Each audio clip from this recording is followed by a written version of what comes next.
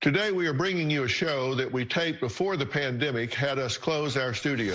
And on Monday, I'll be back here talking about the thousands of Americans who say they are trapped abroad due to the COVID-19, desperate to get home, and fear they are being blamed for bringing the virus to foreign countries. A mother and daughter who claim they're being locked in their hostel in India, and the public humiliation of non-compliant people being spanked, forced to do push-ups and squats while holding their ears. Plus, trapped at sea, and what drove one man to think about taking his own life. But right now, here is a Dr. Phil episode that we recorded before social distancing was ever in our vocabulary. I'll see you Monday, right back here. This is the update. She's acting fairly normal. Earlier in the day, Tina told me the makeup, she was fine, but then when she did last look, she was starting to get jittery again. We've been watching her. Really talking with her hands a lot, playing with her hair. Yeah. Keyshawn was telling us about her friend who's here now trying to help her, but now she's fed up. Amy is fed up. Right now, she called me this morning saying that she wanted separate transportation. Amy did? Yeah. This is drug-induced psychosis. Oh, for sure.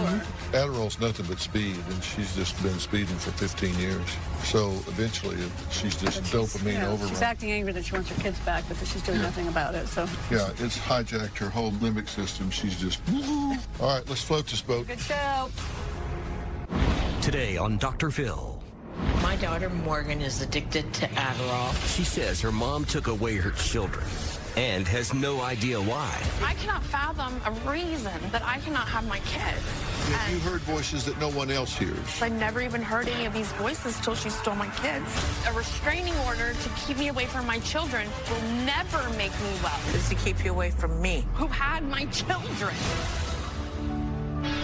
Today's going to be a changing day in your life. You've never had anybody working harder to bring you to the threshold of change than right now.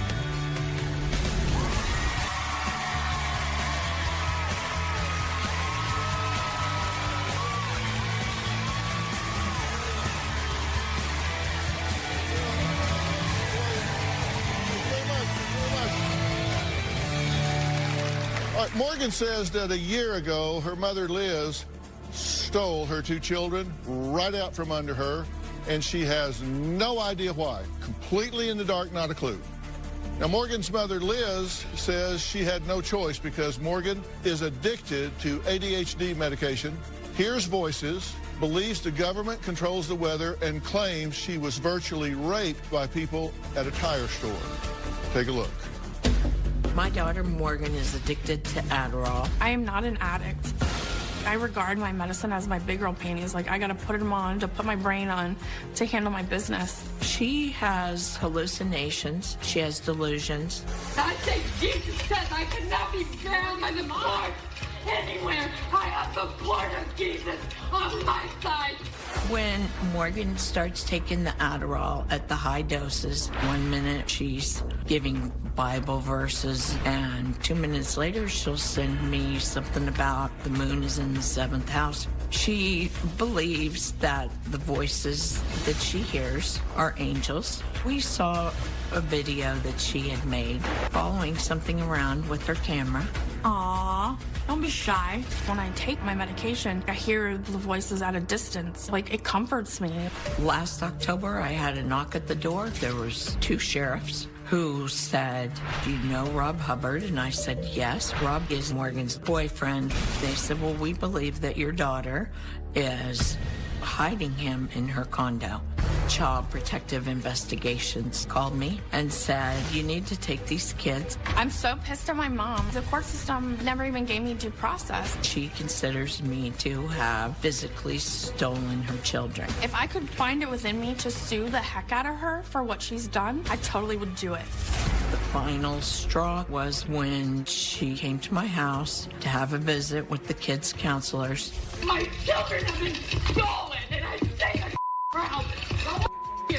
She was screaming, and she was in my face. I am a mad-ass mother, and I will say it loud and proud. She was so enraged, we ended up having to call the sheriff. I decided to do a restraining order. The fact that Liz took out a restraining order on me, I think is absolutely absurd. If she wants her kids back, she's going to have to get treatment and get her life straightened out. Liz isn't alone in all of this. Her daughter's college friend, Amy, knew her when she was quite normal, acted completely in the mainstream of society. And she recently reconnected with Morgan and is basically the only person communicating with her right now. Take a look. Morgan and I have been best friends since 8th grade. Growing up with Morgan, she was always the goody two-shoes. I was the rebellious one. I never would have imagined that she would be addicted to drugs, lost her kids, could be homeless. When Morgan is not taking her Adderall, she's a completely different person. I don't even recognize who Morgan is anymore. She was moving her jaw constantly. It reminded me of a drug addict. She's just constantly going like this, talking very quickly, not really making a lot of sense. She just can't stay still. A few days ago, I could tell her behavior was completely different. She got a hold of her prescription, and I could tell instantly that she was on Adderall, talking very fast, moving her hair. I'd worked so hard to keep it away from her, and I felt betrayed. I'm trying to save her life. I'm stepping away from my business, my husband, my family, just trying to give it my all one last time.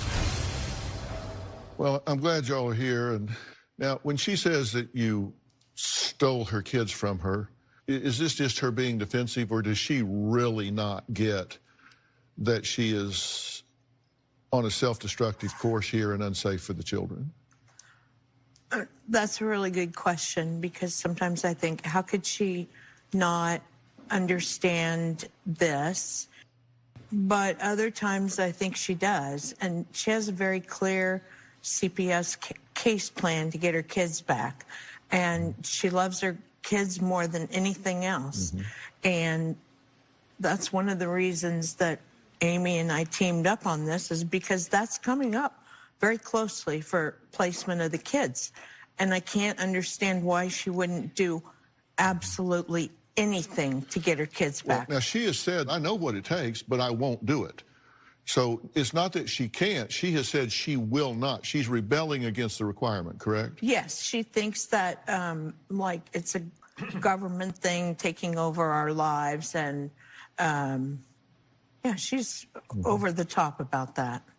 She really ranted about this when it was presented to her. Let's hear what she had to say in reaction to this CPS plan. I've never done and I will never do anything to harm a child, let alone my own. Why am I not allowed to be around my kids? I am a mad-ass mother, and I will say it loud and proud. You are falsely stealing my child. God chose me from the beginning of time to the end, that Jesus died on the cross so and me and my family, his family lives. You are slandering her name, Jesus' name, every mother's name, and you are doing it across the nations of the world. I am saying it loud. My children have been stolen, and I say it proud. You.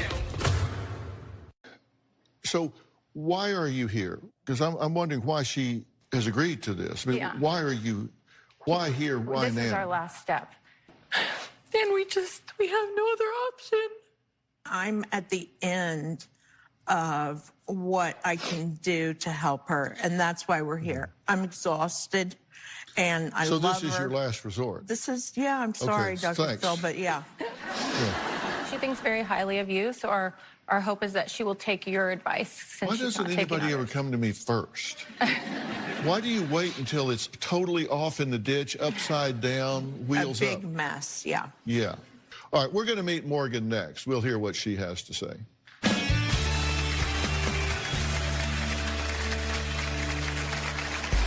Liz has locked me up. I don't have a cell phone. Right now, I have no money. Since I was taken from my home, I've probably taken 90 showers just to fill the time. I feel like I'm living in a box, trapped. I feel hijacked.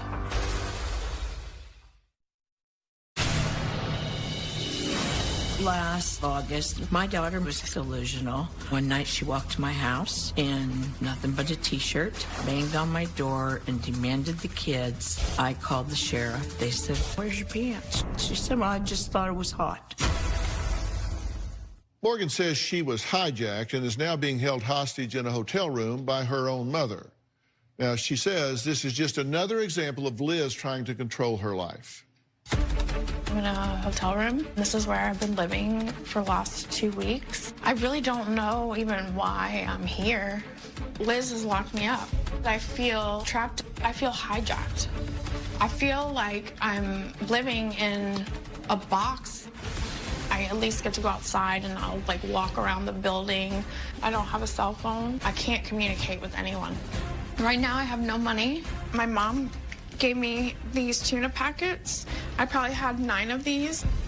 During the day, I don't do much. I wake up, I get breakfast. I definitely go on a lot of smoke breaks. Since I was taken from my home, I've probably taken 90 showers.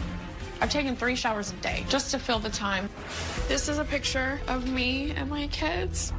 I am so thankful to have it, but just being here and having it, like, when I look at them, it makes me cry now. It doesn't make me joyful, it makes me mourn for them. Like, they're so freaking cute and perfect. These are clothes that I was able to grab. These socks, a couple sports bras. I did have to wear the same clothes for several days in order to be able to get by this whole time. Here's my Bible. Here's my blankie. And everybody knows Morgan has her blankie. I called it my magic blankie. Being held here or trapped here, it leaves me with no options. I want to say to like fair, wrong. It's not even for my mom to regard. I still know I'm okay for my kids, and my kids are great for me. I'm so over this. Well, Morgan, glad to meet you. Nice to meet you. How do you feel about being here today? I'm very thankful. Good. What's your objective through this whole thing? What's your end game here? To get my family back and to no longer have to fight to be me. I mean, or defend it. Right. So, number one are your children. Yes, absolutely. You want those children back. Absolutely. Tell me why. Because I'm enough for them and they're enough for me. There's no reason on God's green earth why I should not have my children or in the universe. God gave them as a gift to me. They're not to be taken by anybody for any reason.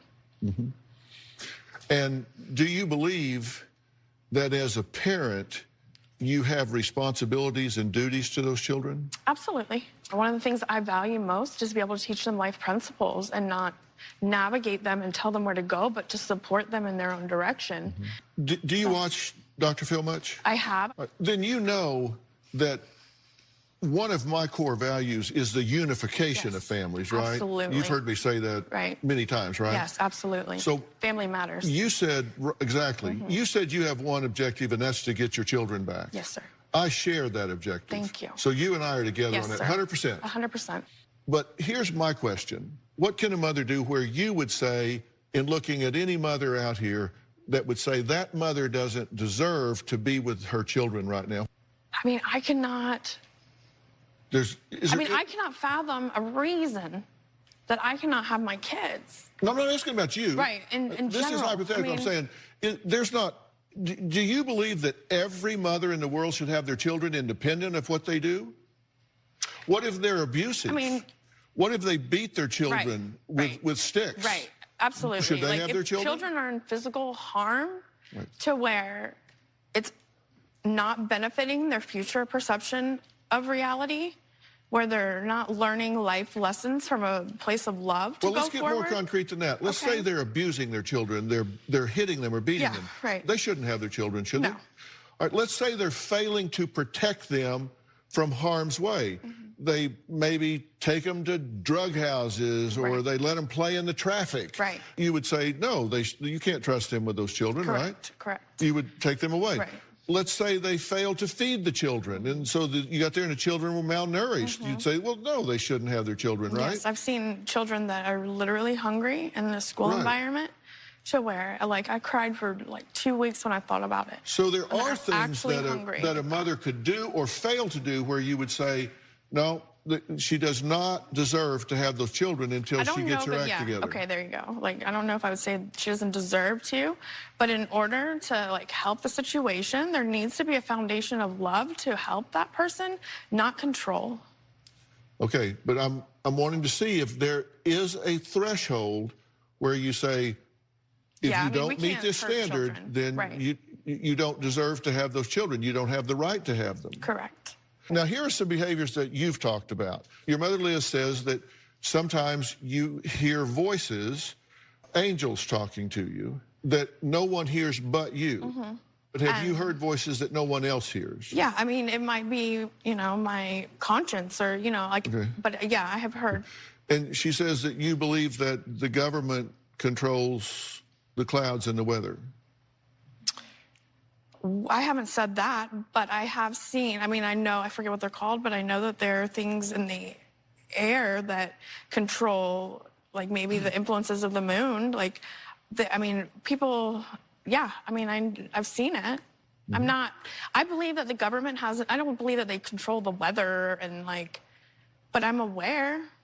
You said that you receives energy blowing into your own belly button. What I said is that my stomach felt tight, and when I blew, it released the tightness in my stomach. And that you were virtually raped by people at a tire shop. I was experiencing an energy type situation, but for her to try to insult me with an experience and take my children away from my experience, I don't walk in fear. And she said that you have driven on high speed on the highway hoping to be photographed so they could see the people behind you. All right. I did definitely drive high speed on the interstate, but I drove because the interstate and the Veterans Expressway has cameras at the exit and on ramps. And for me to be in secret and hide things, it doesn't mean that I'll, like, for me to get onto the interstate is my willingness to live my truth and not be scared or anything. She's also said that you sometimes think that celebrities speak to you through the radio or television. What I said is I said a name, and at that point, I heard a ringing in my ear. Have you stayed awake for days at a time? I definitely have stayed awake. I don't say days, but a day at a time. For me to go lay down, it's just a reminder that my family's gone. It's a hard It's tough to sleep. thing, yeah. Now, Morgan says she is absolutely not addicted to Adderall. So why then did she convince a stranger to help her break into her own condo, her condo, just 6 days ago and help her refill her prescription? I'm going to let her explain that. We'll be right back.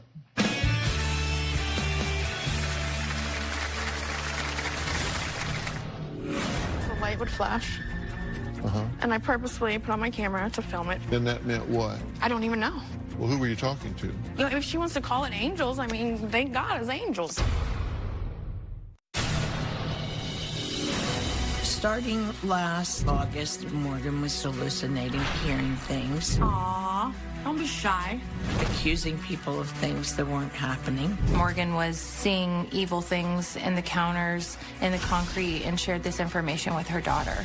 Morgan has sprinkled salt all around her house to ward off evil spirits. She thinks that the sheriffs put a bug in her car visor. I've seen her standing on her back porch delivering a sermon. And I said, who are you talking to, hon? And she says, can't you see them all out there?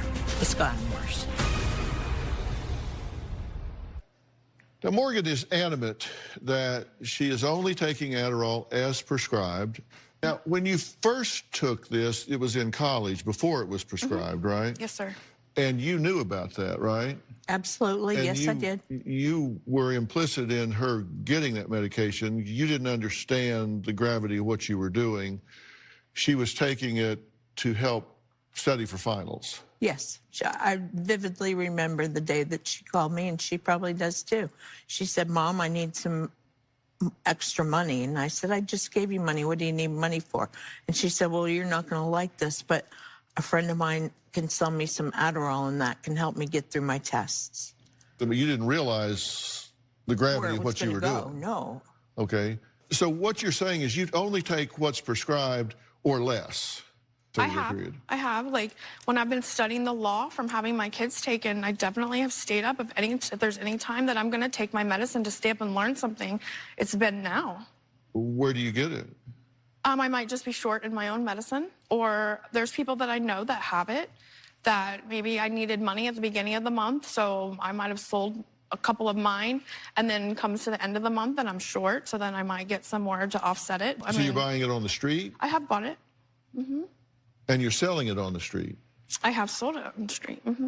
But she's also given me alprazolam. I mean, we can't pick and choose at the opportunities where, like, I'm bad, but you're not.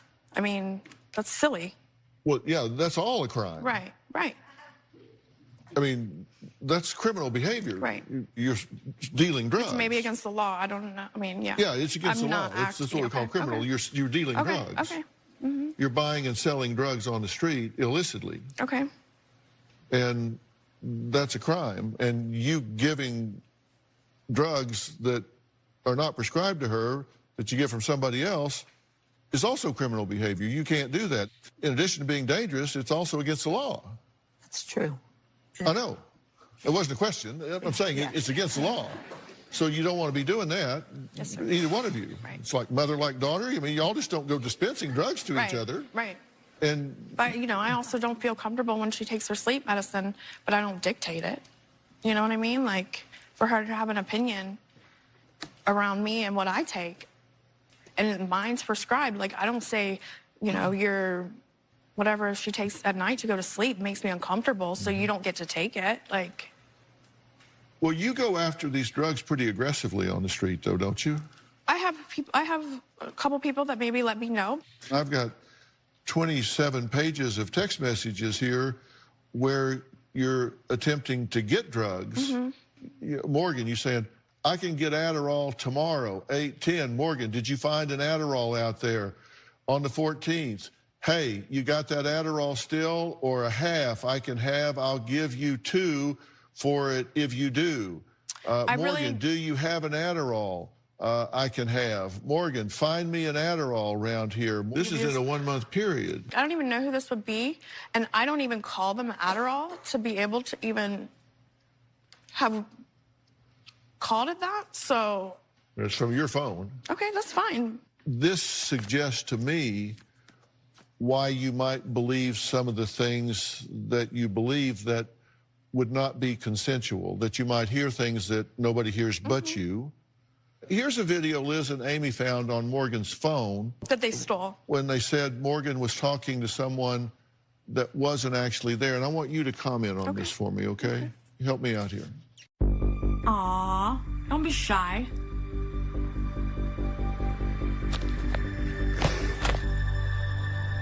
Oh, because the light would flash.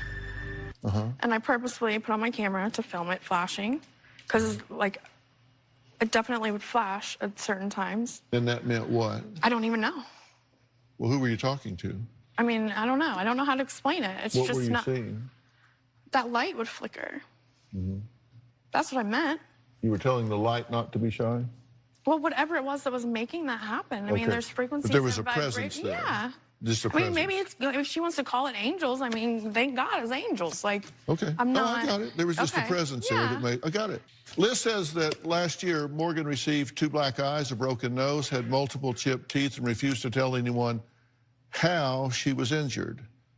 Well, I'm curious, because if there was violence involved, that would impact motherhood. We'll be right back.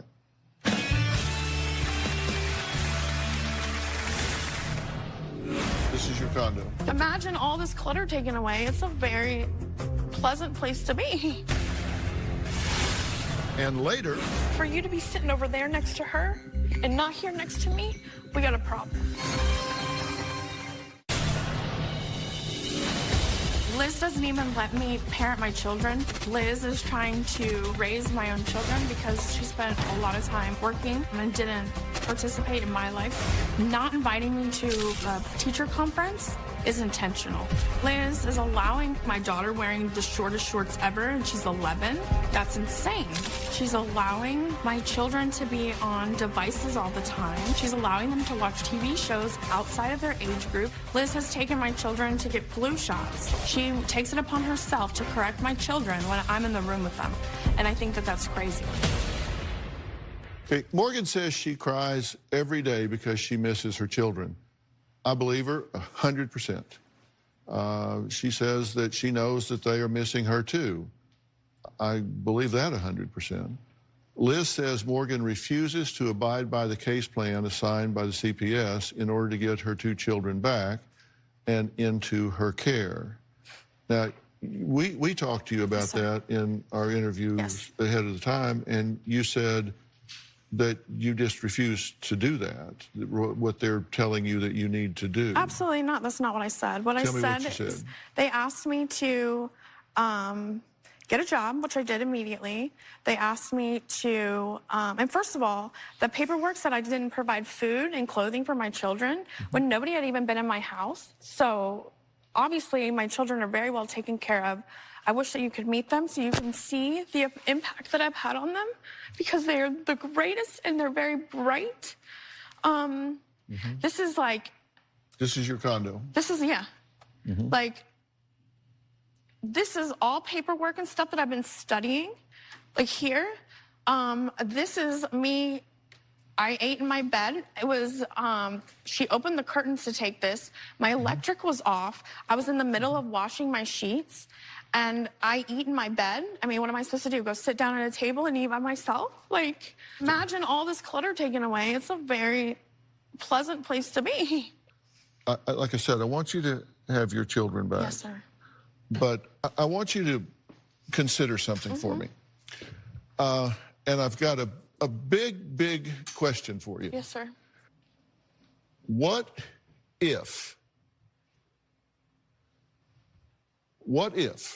and this is just a hypothetical question. What if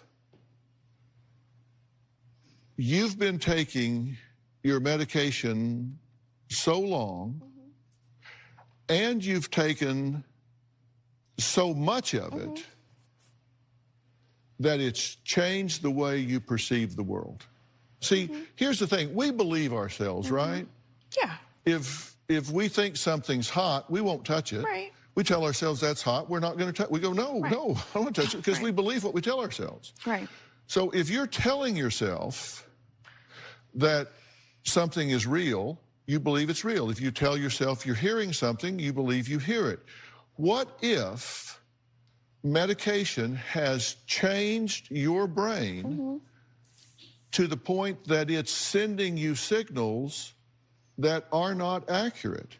Definitely. I mean, over the course of time, there would be an impact from any kind of medication. Okay, but so yes, I'm willing to acknowledge that things might be different. Hear me. What if this has hijacked your reality a little at a time such that you don't notice it? And what someone on the outside that tests reality looks at it and thinks that's delusional because it's not their reality is delusional from their medication before they even interpret me? But they're not trying to get their children back. To have a boss lady like you allow the judicial court system to shut you up from even saying the truth about these things that are just the truth, I mean, it makes me wonder what your intentions are. And later, you housed a felon that was on the run. What do you think about that decision? I love that decision. You just don't want to be involved in harboring a known felon. I don't want to be involved in not loving him.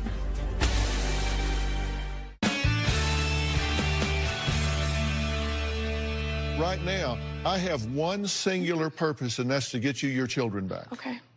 That's all I want. And I don't get distracted. I stay focused. I want to get your children sitting back on either side of you just as happy as can be.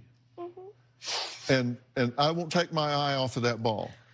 And I'm entertaining the what if, that you have taken this medication to the point that it has altered the chemistry in your brain, the neurotransmitters in your brain, the chemicals that have one part of your brain talk to another part of your brain have become distorted, just like if you poured water on your computer and it started putting up, you hit a C and it puts up a Z, you hit a Z and it puts up an L, that you've started to get some mixed signals so that you're telling yourself things that just simply aren't true. Now, if that's true, I'm just saying what if? If that's true, the only way we know is if we started to slowly, safely, with medical supervision, withdraw that medication from you. I mean, it's already been taken. I haven't taken it. And see if you began to see the world differently. Yeah. Because right now, you're showing behavior that appears to be psychotic in nature. But I don't believe that's necessary. I don't believe that's true. I think what you are having very likely are some psychotic features that are induced by medication. Or the trauma of having my children taken away, because I never even heard any of these voices till she stole my kids. Well, we can test both of those out, because if we get these medications cleaned out of your body and get back to a baseline, and you return to the same person that Amy knew back before you started this, and none of these things are present in your thinking. We all grow every day, and if I told Amy to return to the person she was back when we were 18 or 8th grade, wouldn't that offend you? I mean, aren't you great today? No matter what medication it is that you take? And I could take that if I hadn't seen that you had been abusing it. So that affects the whole outlook. Okay. I mean, I respect your opinion. Thank you. Yeah. But for you to be sitting over there next to her and not here next to me, we got a problem. But everything that I have talked to her about, I've talked to you about. Okay, I'm just saying, I had to put two on one side and one on the other. You're my best friend. I trust you more than, I mean, I don't even like looking at her because of the way she's done it. She could have called me and said, Morgan, let me hold your kids for a while. And she didn't have to call CPS. She could have been a mother and said, honey, I love you. I see you're going through something. Let me hold the kids for a little while we figure this out, and I'll use whatever resources I have to help you and take you, even then, to take you to a doctor that you need, but to spend the money then to put me in a hotel room? I tried that before. Morgan, we're sitting here because we both want you to have your kids back, and we both want you to be healthy. There's nothing that she's done. I mean, she didn't even say the fact that that paper, that legal document said that I didn't provide food and clothing for my kids. You never spoke up about the wrongs of those court documents. And not to mention, my kids were gone for 2 months before I even received a court document. I know what due process is. And you never, I mean, to have a boss lady like you allow the judicial court system to shut you up from even saying the truth about these things that are just the truth, I mean, it makes me wonder what your intentions are. My intentions are to manipulate the truth. Well, we're going to take a break, and I can assure you she's misreading one thing about who controls where these children are at this point. And I can promise you it's not Liz. We'll be right back.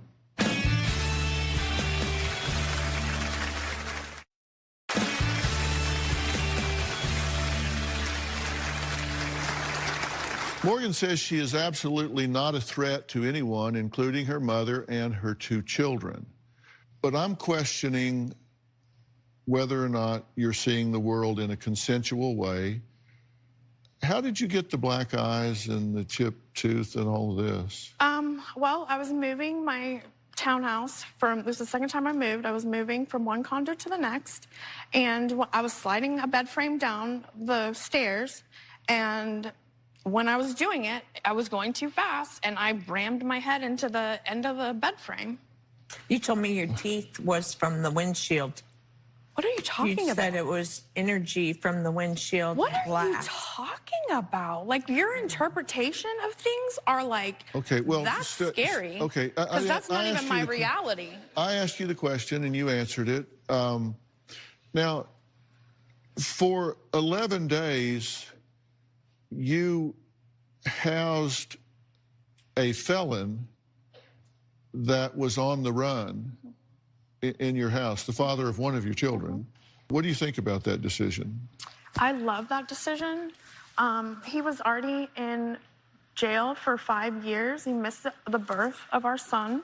Having him in my house, it allowed him to be there on the first day of school for the very first time. So you don't see a problem with I mean, I would not let the police in my house anyways.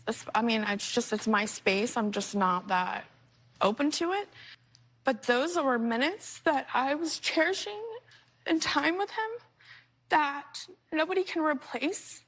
And I would have never got otherwise.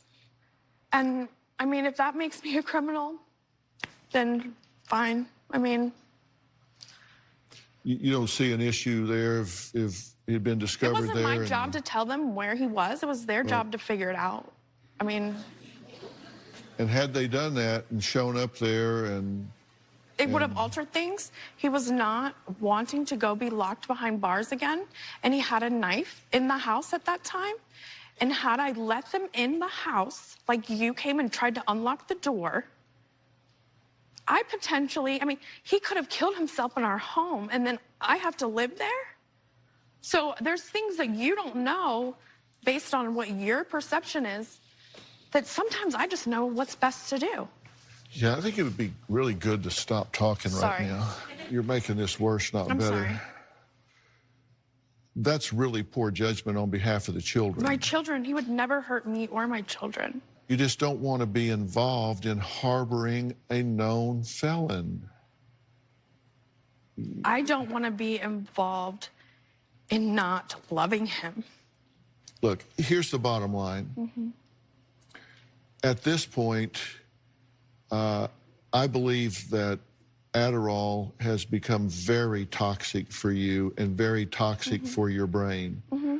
And the pivotal question that I'm going to ask you is, are you willing to submit yourself to the detoxification and the treatment necessary to find out if, in fact, you are distorting reality, not on purpose, but because your brain is being tampered with, to give yourself the best shot you have of getting your children back? Or you can say, I'm going to continue to live in this fantasy world and be the victim.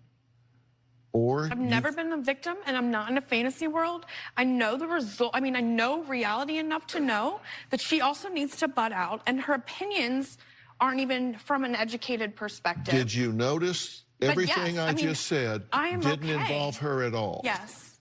And by the I way, don't appreciate she couldn't give you these children back right now if she wanted to, because she doesn't have the right to make that decision. Look at her, they're smirking. But getting a restraining order over on me makes it so I can't even call them. A mother doing that to another mother about children, I'm so with you. I agree. I'm there. But I need her to know that a restraining order to keep me away from my children will never make me well. It wasn't to keep you away from your children. It was to keep you away from me. Who had my children. Like, that would even be necessary. I've never been aggressive at you. And heck yeah, I get loud because you keep doing this. She needs to know that, That's a deflection. Okay, I'm here. That's a deflection. Talk to me. I'm asking you, will you do this or will you not? Because if you will, that's the fastest way to get your children To me, back. that's a given. I'm already here. All right, so where do we go from here? I'm going to get very specific after the break. Well, I'm back with Liz, Amy, and Morgan, and I want to introduce someone right now. Chief Clinical Psychologist, Dr. Megan Markham, and co-founder Jeff Robbins are joining us today from AM/FM. and Better Life Recovery. This is a premier resource for intensive mental health and substance abuse treatment. I think what we have here is someone that has always been very high functioning, very intelligent, very motivated, and I believe has really got some most likely drug-induced features here. You know, we don't know that until we get a baseline, but that's really a good place to start. And if we can do that with medical supervision in a safe way, I think it's the straightest line between where she is and where she needs to be. And you guys can help with that, true? I agree. I think you're a great fit for a mission for Michael. We are very familiar with these types of issues. You were very courageous to come here today, Morgan, and I think if you follow through with this process, it's definitely going to get you one step closer to having your kids back. What do you have to lose? Maybe we can get you through the checklist and get you back to where you want to be with your children. Mm-hmm. And we hope we can help you out on that process. Okay. Yeah, thank you. Thank you. I just wonder what it's doing to my kids in the meanwhile. Well, you can shorten that time just by working really hard and getting yourself as squared away as you can. You. Yeah. Fair enough? Yes, sir. Thank you. All right. Okay. All right. I want to thank all of my guests today, and a special thanks to Dr. Megan Markham, Jeff Robbins, thank you, and A Mission for Michael and A Better Life Recovery. For more information about today's show, log on to drphil.com. We'll be talking about this because it's an important issue. Mothers with their children, it's about unification. We'll be talking about this on Facebook, Twitter, and Instagram, so you can find me there. We'll see you next time.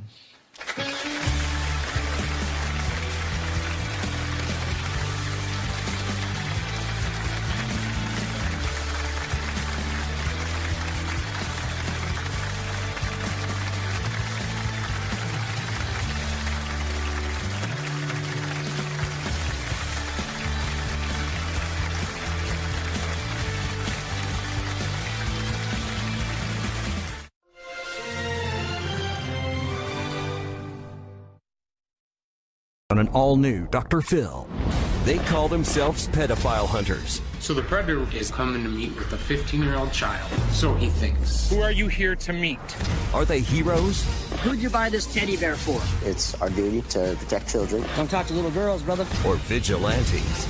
You say, I have the support of law enforcement, and they say, no, he does not. I said they've been receptive. Does that sound receptive? Today's going to be a changing day in your life. You've never had anybody working harder to bring you to the threshold of change than right now.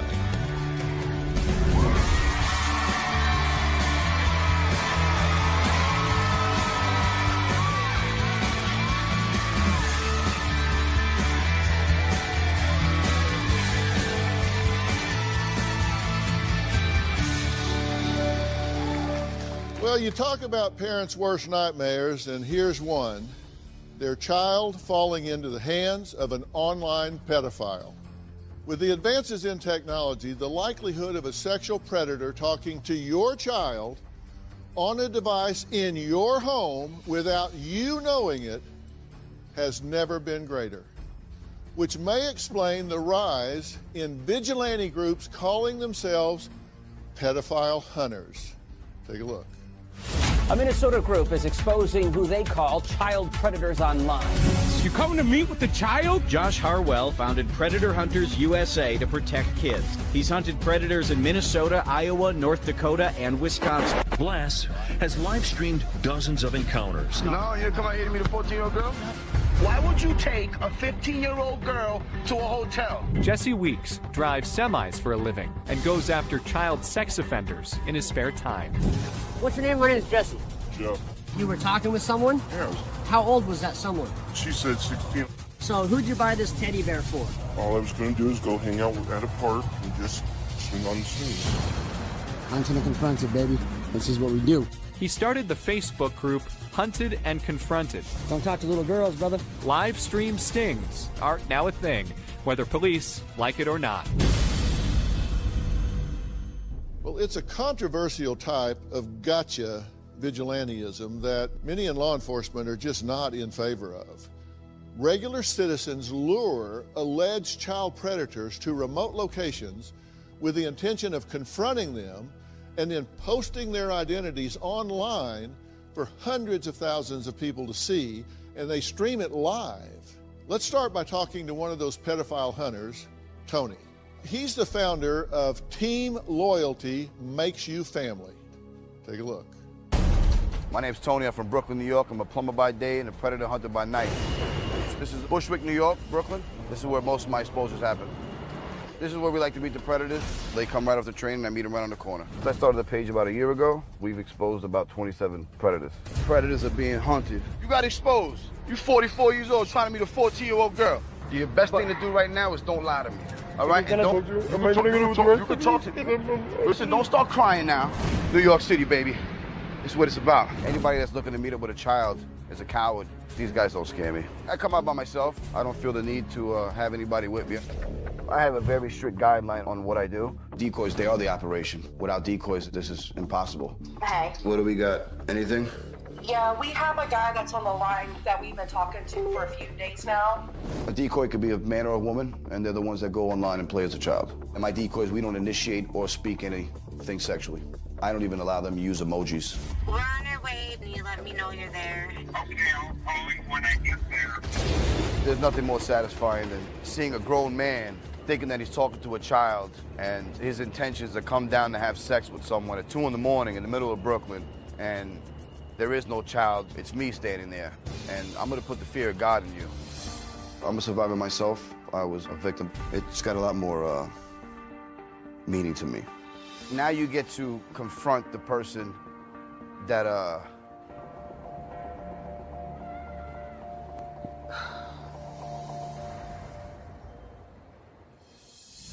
law enforcement's a joke when it comes to this. I could call the cops right now and say there's a man on the corner selling heroin, and I'd had 15 cop cars out here. I call the cops and say there's a man to have sex with what he thought was a 13-year-old kid, and nobody will show up. I love doing what I do. It's almost like being a superhero. When I do this thing, it's the most euphoric high you could ever have. There he goes. Everything's going to the DA in state New York, brother. It gives me great gratitude in helping someone that may be a victim. I'm not here to be friends with these guys. I'm here to expose you and shame you.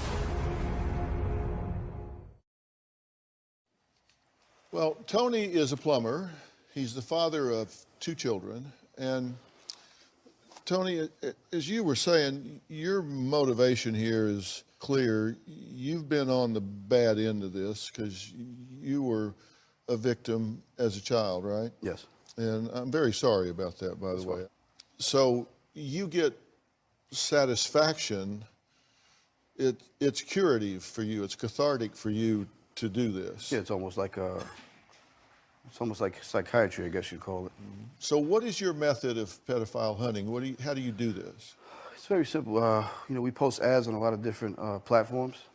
We'll say, we're 19 or 20 because we can't make a profile being age of 13 or 14. And when somebody messages us, we'll let them know, listen, my age isn't 18 or 19, I'm really 13, 14, or 15. And we'll just sit back and wait and listen and see what they're gonna do. So you don't put an ad up and say, I'm a 13-year-old waiting to be exploited. You say, I'm of age. Mm-hmm. But then when they respond, you then say... I let them know immediately. Immediately. And you don't bait them in terms of any sexual provocativeness or anything like that? We don't initiate any sex track. I'm so big into, I don't even use emojis, kissy emojis, winky emojis, nothing like that. Okay, and you say decoys that talk to them, they need to talk to them for at least 2 weeks. Yes. To find out if, in fact, they've got bad intentions and they're going to follow through with it. And you say you have no fear, and you're exposing predators in the biggest city in the world on the meanest streets in that city. Yeah. But you're a one-man band. That's it. You just show up, just you. That's it, just me. Okay. And how many, you've got 40,000 followers on your website. How many predators have you exposed? It's about 30 plus, I would say. Okay. And what happens when you expose them? We expose them, and then we usually give the information over to New York State Police, And we wait for their response. It really hasn't been a positive response from them. We had more luck when we busted a New York City school teacher, which I think all these guys should be treated the same. It shouldn't matter what status you are. Are you worried about your safety when you're out there? No. Because these are mean. I mean, our producer was out there with you, and their car got burglarized while they were shooting with you. That's true. Yeah, we actually chased the guy down. His pants fell. He dropped all the stuff, but they got their stuff back. Yeah, but they chased him down the street. I believe anybody that's out to meet a child is a coward, and if I'm scared of them, I'm in the wrong field. I've done things with criminals in the field and things like that, but I always contact law enforcement. They don't go with me, I go with them. They're the professionals. They have the training. They have the infrastructure. They have the warrants. They have all that, but you don't do that. You go on your own. Yeah, well, I mean, we've tried to reach out to law enforcement. You know, when does law enforcement say, let's sit down? If you don't want me doing what I'm doing, that's fine. But here's somebody in the community that let you know there's a problem. There has to be some sort of sit down. There has to be some sort of relation. And we're not even getting that. And that's why I made a statement. I said, if I called and I said it was a guy selling heroin, he'd be out there like this.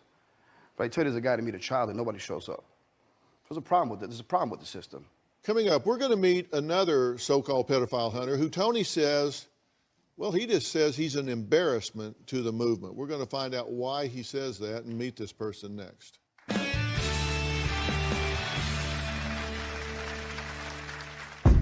She's talking to a 28-year-old male who thinks that she's 14. Going to be bus number 201. Around 6:15 is when we should be expecting him to be pulling up. All right, decoy, see if we can get him out of the car. I got eyes on him right now. He is here. And later, I'm recording for your safety and mine. You don't know who I am. My name is Jesse. You want to lie to me? You not go over to me, right in my truck. I just pulled across the traffic. You want to lie about your alcohol? I have 20,000 plus views in less than 24 hours. I bust predators.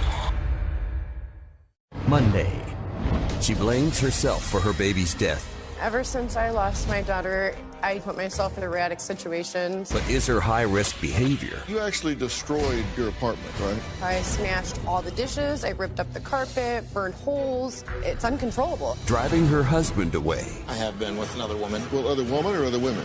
Woman. If you're not going to be honest, then this is just a waste of time. That's Monday. Then on Tuesday. Her daughter had to spend a month in a mental health facility just to get over a boy. From breakup to breakdown. I didn't know how to handle the situation. Not everybody you lose is a loss. That's Tuesday. Here we go. The arrest. Share it. Hunted and confronted, baby. We get sickos off the street. Jesse Weeks from Hunted and Confronted is. Hey, man, I'm part of a sting operation. I want you to know about law enforcement. I'm not gonna hurt you. I believe he does this for fame, for recognition. This guy, that's his third strike. And you know what that means? He's doing 25. Holding raffles and asking people for money. I do this for free. I don't think money should be involved in this. It has become a worldwide phenomenon. We're talking about pedophile hunters, regular citizens who take the law into their own hands by luring alleged sex predators to public locations and then confronting them while streaming the video live on social media. But is this the smartest thing to do?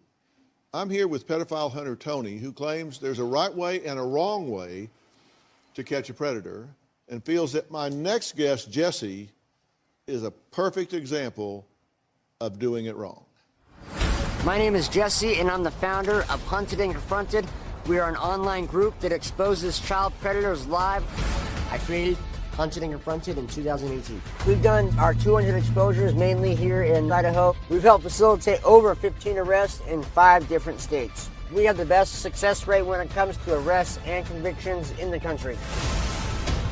Right now, who I'm working on is a multitude of males between the ages of 23 and 55 years old. There are 5 decoys, including me. As a decoy, it starts online, or a potential predator responds to the anonymous chat. As it progresses, they then move to cell phone, and from cell phone, we move to meeting Our head decoy, she is 25. Her name is Nina. We're not cops. We're not armed with anything at all except for a cell phone. It's really disgusting how many men will come and meet a child.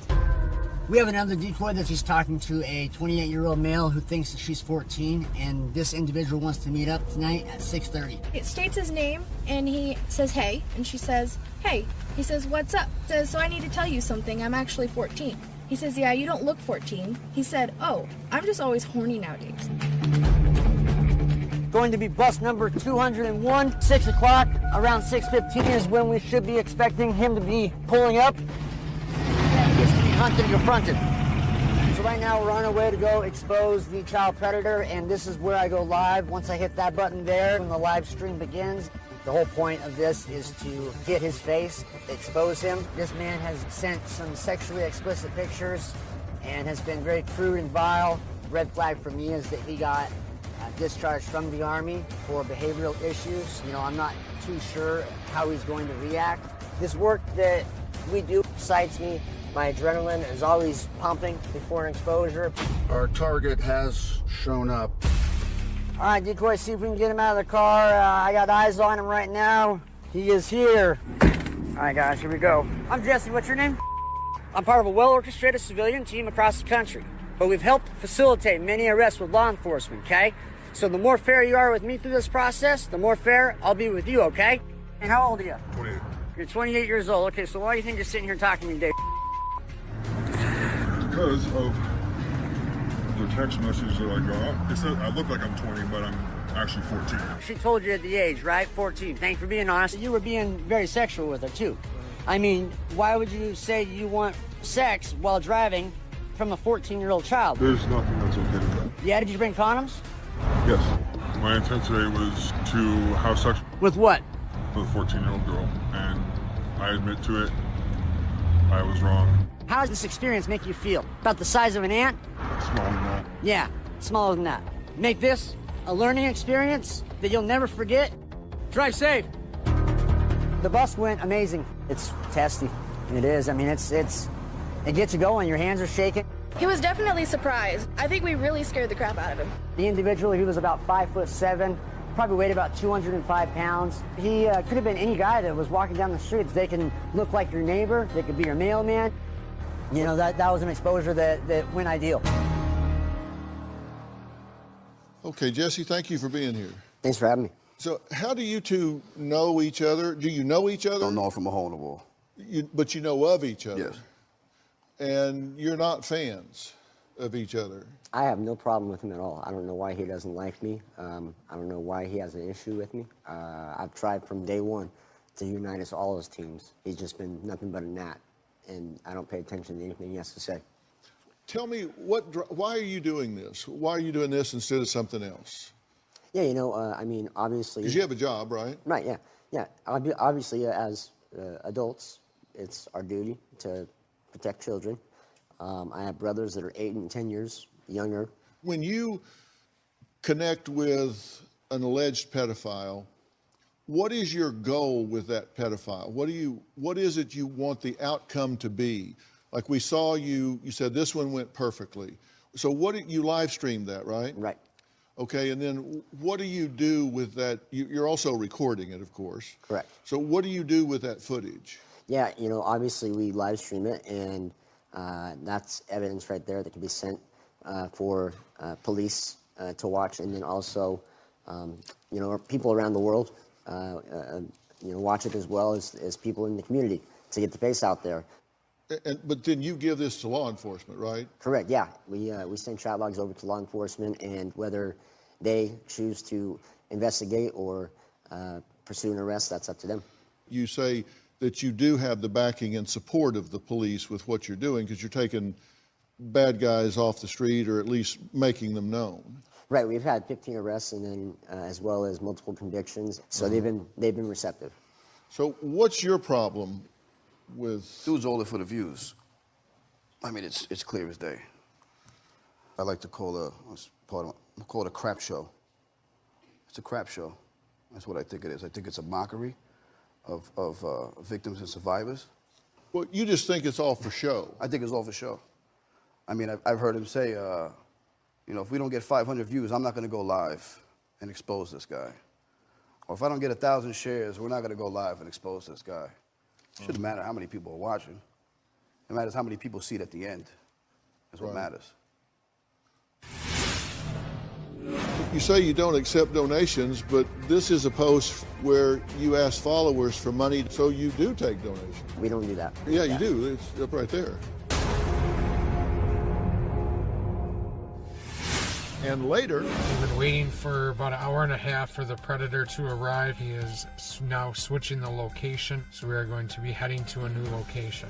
It's not uncommon. These predators will change the location. He wants to be in control. Our decoy just sent us the call recorded between the two of them. Once you get to you need to send me a picture so we know you're actually there. I will meet you there.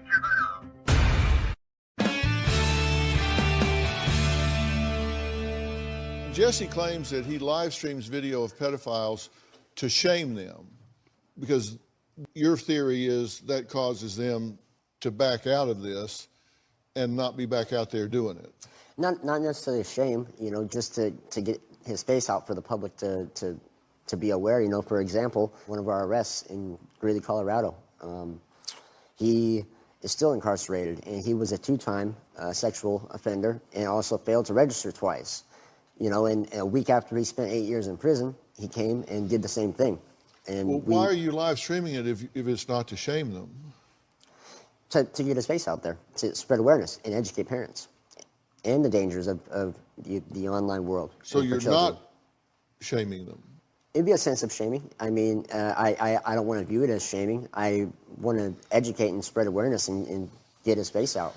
Well, because I'm curious about your motive, because I was watching some of the things that you posted, and these aren't the only people that you shame online. I looked at how you behaved with a stranger after you gave him $1. He was panhandling, I guess, and asked for $1 so he could buy a half gallon. And you interpret that to be a half gallon of gas. He said he was asking to buy a half gallon of booze. And let's take a quick look at it. You posted it, so let's look at it. Okay. What's up? Give me your $1 back right now. Give me my $1 back. You want to lie to me? You said you were short for a gallon. A half gallon of gas is what you just said. I'm recording for your safety and mine. You don't know who I am. My name is Jesse.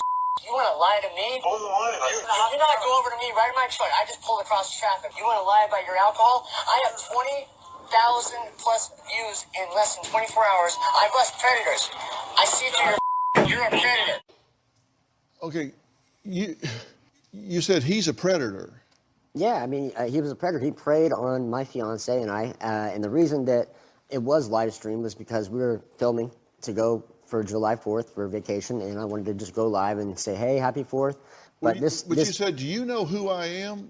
Like, right. Who are you? You know, at that time, I was new to live streaming. I can't say that I'm perfect at all. And when you said that, what did you, like, who was he supposed to know you are? He didn't. I just told him my name, and I let him know that he preyed on people that were trying to be kind. He did say he wanted a half gallon of gas. I asked him if he would come over to my side of the window. My fiance pulled $1 out of her purse, and I drove across the street and got my money back. I worked hard for it. And to be lied to. Well, I just played a few seconds of that, but this went on for 8 minutes of you browbeating this guy. Like, you know who I am? You're out there, buddy. I'm putting you on. You're going out right now. You know who I am? You lie to me? You lie to me? You know who you're lying to? I got 20,000 people. Yep, that was inappropriate of me to say, definitely. It was out of anger, and again, that was 1.5 years ago, and I've learned a lot since then. When we were on the field shoot, this is a sequence of pictures that Jesse posted of his field shoot. Now, the field team said you didn't ask permission to post any of these images online, but you were shooting these pictures of us there shooting with you and posting them online. And what was your purpose of doing that? It was just part of social media. I mean, I like to document, and I never mentioned that we were going to be on the Dr. Phil show. Actually, Tony was the one that went on what was it? Retract that. You On, wanna retract that. on Periscope, and you let the world know. You might want to think about that. You let the world know. Who was it? You might. I haven't said a word about Dr. Phil. I went live on Periscope, and I told the people that follow me, not even on Facebook, and I said, this week we have something coming up. Stay tuned. He decided to go live that same day and said, if it wasn't for me, this wouldn't all be happening, and I'm the one that suggested them, and I should be getting all the credit, and we're going to the Dr. Phil show. Do you collect money for this in any way? No, I have asked on maybe 2 occasions for decoy phones, and we've had our PayPal up for maybe 3 weeks most throughout it, but for the last year and a half, no, we haven't on this. Well, here's an audio recording of Jesse telling our producing team that he does not accept donations. Police watch us, so it's difficult when you have an iPhone 10 already in evidence, and then having other multiple phones in evidence, and us being not nonprofit, but we don't accept donations. We don't have merchandise out yet or anything like that. Well, you say you don't accept donations, but this is a post from Hunted and Confronted social media page where you ask followers for money to buy new phones, clothing, and a camera to film exposures. Right. And so you do take donations. And it was an accident. I meant to post it on my personal account. Hunted and Confronted was there, and that was one post that we did have. Throughout all the other posts of the last year and a half, that was the second time that we have asked for decoy phones. But to have our PayPals up or anything like that, we don't do that.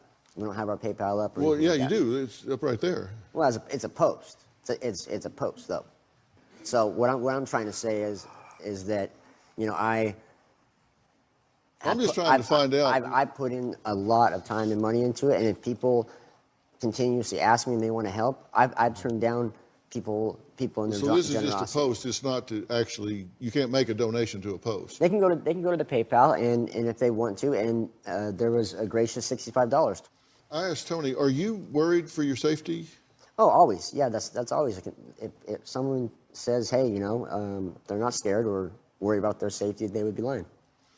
You worried about your decoy's safety? Of course. Because sometimes you take somebody with you, right? Right. And this is, Gina, you work as a decoy, right? I do. Hi, thank you for being here. Thank you for having me. Do you worry about your safety? I do. But I feel like I would rather risk my life than a child or a parent risk theirs. All right, next, we're going to meet a man who says death threats to him, his wife, and his unborn child are not enough to stop him hunting alleged pedophiles. So we're going to add to this. We'll be right back.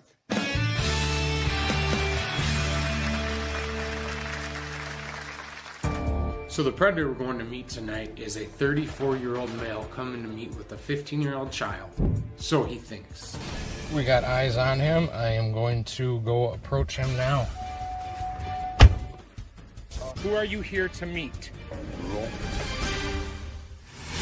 And later, you said you had their support and that they were right behind you and really with you. That does not sound like that to me at all. I said they've been receptive. We've had ICAC reach out to us. Does that sound receptive?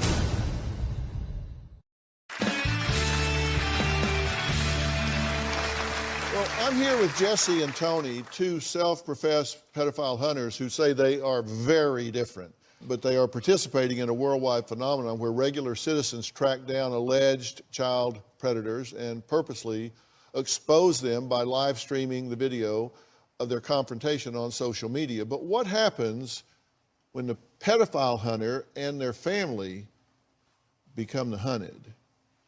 My next guest, Josh, says that just comes with the territory. I'm Josh with Predator Hunters USA, and we tell predators to kick rocks. It means get the hell out of here. Leave our children alone. Do we have a date of birth on the predator for tonight? So the predator we're going to meet tonight is a 34-year-old male coming to meet with a 15-year-old child. So he thinks. He wants to come at 8 o'clock tonight to have sex with her. We have a team of decoys who set up an online account. He asked the decoy, can we try too? Yes or no? This predator is a serial offender. It pisses me off. I'm ready to expose this guy. I'm calm right now. and I get eyes on him, is when my adrenaline's going to start going. We started Predator Hunters USA about a year ago. We've exposed over 70 predators. We do live stream these exposures so neighbors, friends, relatives, coworkers know that this guy is a predator. We'll be meeting at a public gas station around 8 p.m. tonight. I'm calling my wife and my children. Tell them I love them before I go on the exposure. It is dangerous, and you never know, you might not come home. I love you guys. I'll talk to you later. I have a wife, an 8-year-old son, a 2-year-old son, and also a 1-week-year-old son. My wife is really concerned about safety. I've been threatened before, and I'll be threatened again, I'm sure. But the predator's threats and my wife's concerns are not going to stop me. I would rather die than see another kid be molested. 9 minutes away. I'm ready to get him. We've been waiting for about an hour and a half for the predator to arrive. He is now switching the location, so we are going to be heading to a new location. It's not uncommon. These predators will change the location. He wants to be in control. Our decoy just sent us the call recorded between the two of them. Once you get to you need to send me a picture so we know you're actually there. I will meet you there. We're going to head to the new location, and we'll see what happens when we get there. We have been driving for about 3.5 hours now. This is going to be the meeting spot right here. We got eyes on him. I am going to go approach him now. Hey, you from around here? It's Josh's security guy. My name is Josh. I'm with Predator Hunters USA. Let me explain something to you. I'm not law enforcement. You're free to go at any time. So let's be honest here. Who are you here to meet? A girl. A girl. And how old is that girl? Not sure. I'm sorry. You're sorry you got caught. She said her age, 15. You said, I'm okay with the age. Then you also said to her she could get pregnant if you... So you're still currently on probation. No. What are your probation guidelines? I'm not supposed to be around kids. Unless it's approved. No, I could be on it if my mom is around. So your mom knows? Let's give good old mom a call here. Hi. My name is Josh. I'm with Predator Hunters USA. I am here with your son. He has come here to meet with a 15-year-old child. He told me that he is allowed to be on these apps as long as you know about it, and he told me that you knew about this. No. Here's a card. There's a list of resources. What I would suggest you do, try to get some help. To get the hell out of here. I don't want to see your face ever again. There goes the suspect's vehicle. What happened? So we walked up to... At first he claimed he didn't know her age.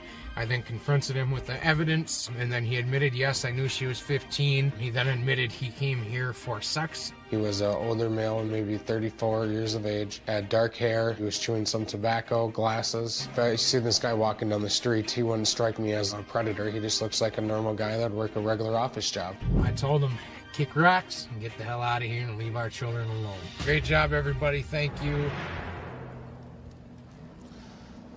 Josh, welcome. Thank you for being here. Thank you for having me. What's your motive for doing what got you started doing this? So the reason how I started was I seen another team that was doing it, and I was a victim as a child. Mm-hmm. So seeing that, it hit close to home, and I wanted to do something to make a difference in Minnesota. I'm very sorry that happened to you, by the way. Thank you. And when you go out and do this, does that give you some sense of justice, some sense of balancing the scales? It does, knowing that it's me there and not another child. You do realize this is public shaming. They can kill themselves. They can be outed to people that take the vigilantism a step further. Is there a possibility it could happen? Absolutely. Monday on an all-new Dr. Phil. She blames herself for her baby's death. Ever since I lost my daughter, I put myself in erratic situations. It's like if I get hurt, killed, that's okay. It's uncontrollable. That's Monday.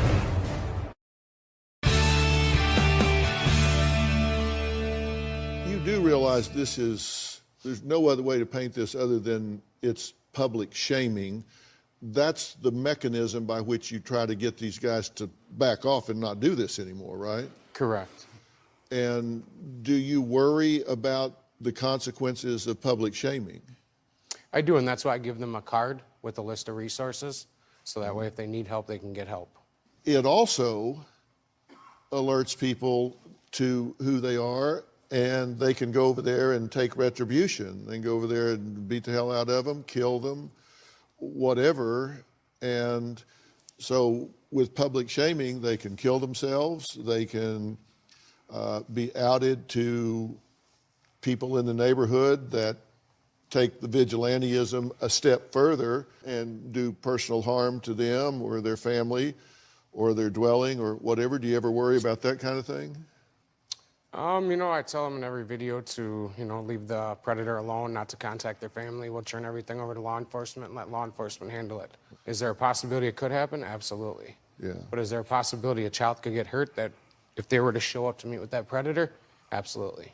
Do you have the cooperation of law enforcement like Jesse does? We have a huge backing of law enforcement in Minnesota. Really? Yes.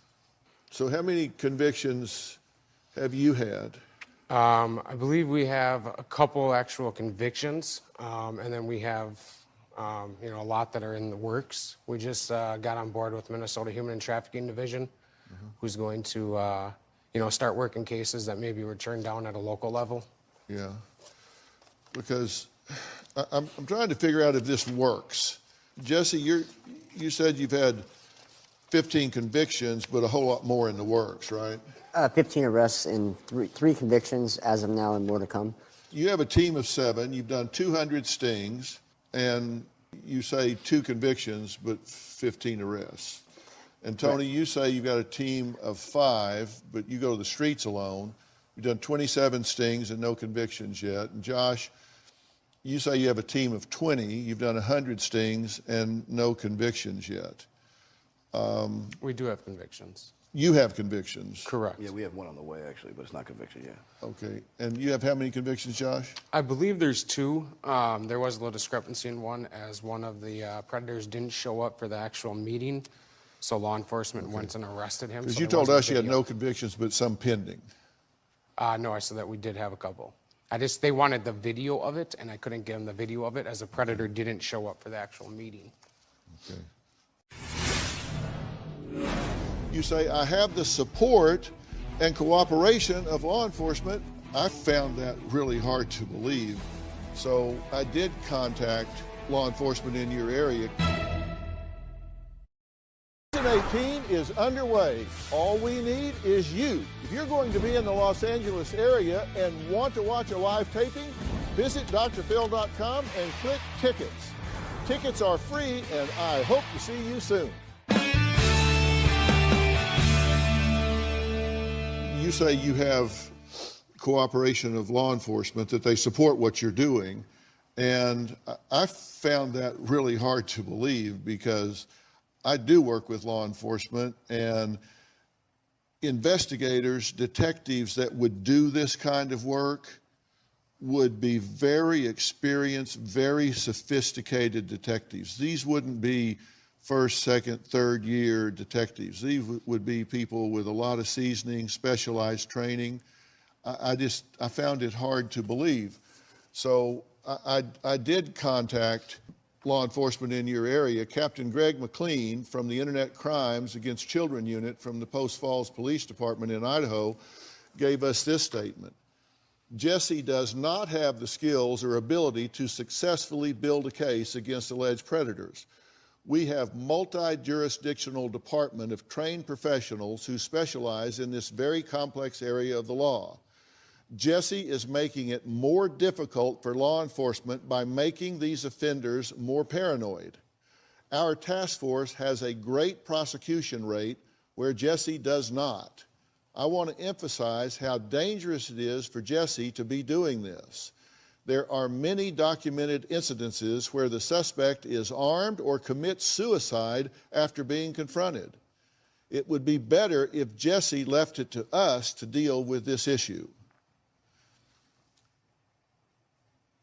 You said you had their support and that they were right behind you and really with you. That does not sound like that to me at all. I said they've been receptive. We've had ICAC reach out to us. Does that sound receptive?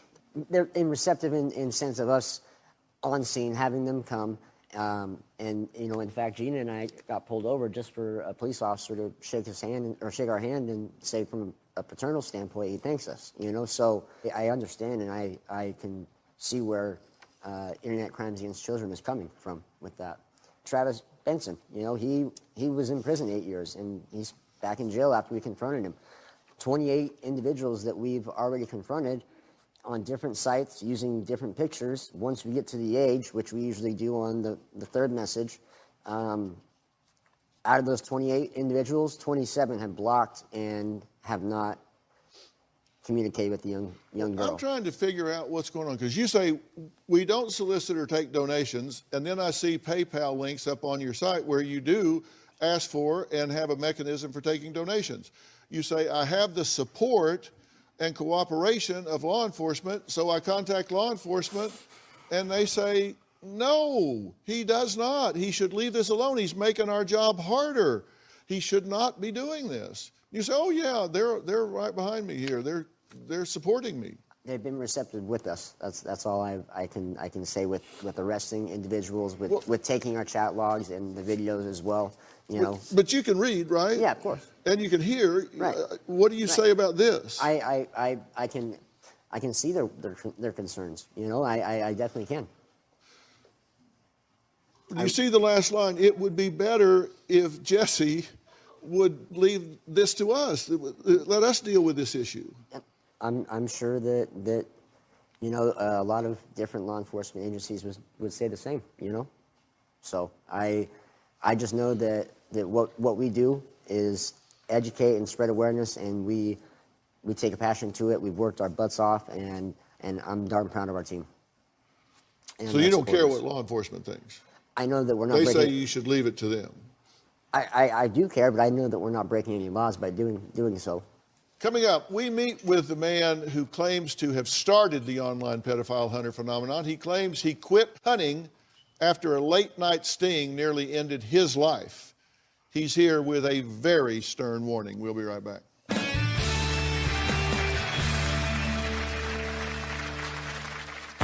This movement is an egotistically driven movement, and it needs to stop. Jesse, Tony, Josh, these idiots went wild. I stopped hunting these child predators when I almost lost my life. Want to know what's coming up on Dr. Phil? Visit our website and subscribe to our email newsletter. You'll get weekly updates, life strategies, and exclusive video that you won't find anywhere else. Plus, on drphil.com, you can see sneak previews of upcoming shows. Log on today. We're out of time for today, but tune in tomorrow when we're going to meet a man who says he and his wife lost everything thanks to one of these vigilante pedophile hunter groups. Tomorrow on an all-new Dr. Phil. He says pedophile hunters We lost everything. I had a good income. Now I deliver newspapers. ruined his life. You're here to meet an underage girl. Well, I was just gonna sing karaoke. They had a camera. They accused me of wanting to have sex with this person. You said, I know a karaoke place that serves alcohol. They don't check for ID. I don't think you should be talking to 15-year-olds. I'd just like to ask the audience. No, you don't. That's tomorrow. You do not want to miss that. And you also don't want to miss the newest Fill in the Blanks podcast, episode 8, and series finale of Relationship Reality Check, which I've subtitled, How Much Fun Are You to Live With? You have 2 jobs you need to master for a successful relationship. Job 1, you have to teach your partner what your needs are. How do you do that? By identifying and writing down your emotional, physical, spiritual, social, and security needs so that you can communicate them properly. Job 2 is to learn what your partner's needs are. And to figure out how to do that, you need to tune into the podcast. Episodes 1 through 8 are available for free on Apple Podcasts, Stitcher, or your favorite podcast app. You can also listen to my wife's podcast, I've Got a Secret. And she doesn't have any secrets. She tells everything. I want to thank all of my guests today. Thanks for watching. We'll see you next time.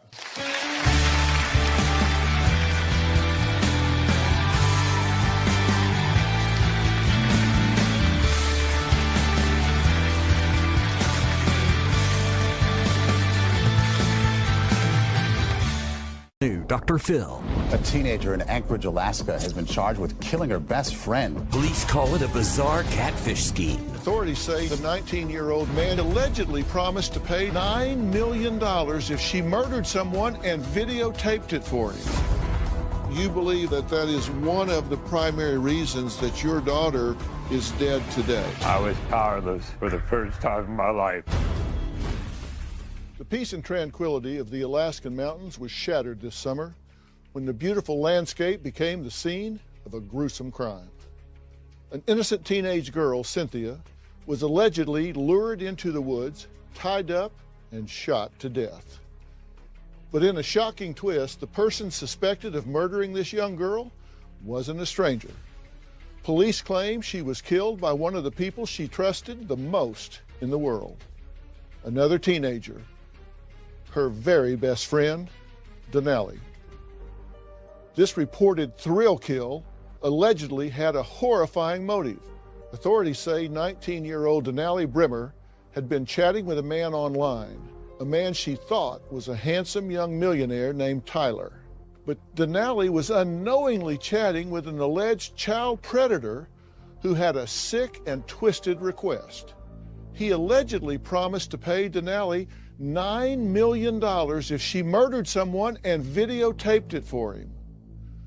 According to authorities, Denali agreed and selected her best friend, innocent and sweet Cynthia Hoffman, the perfect victim.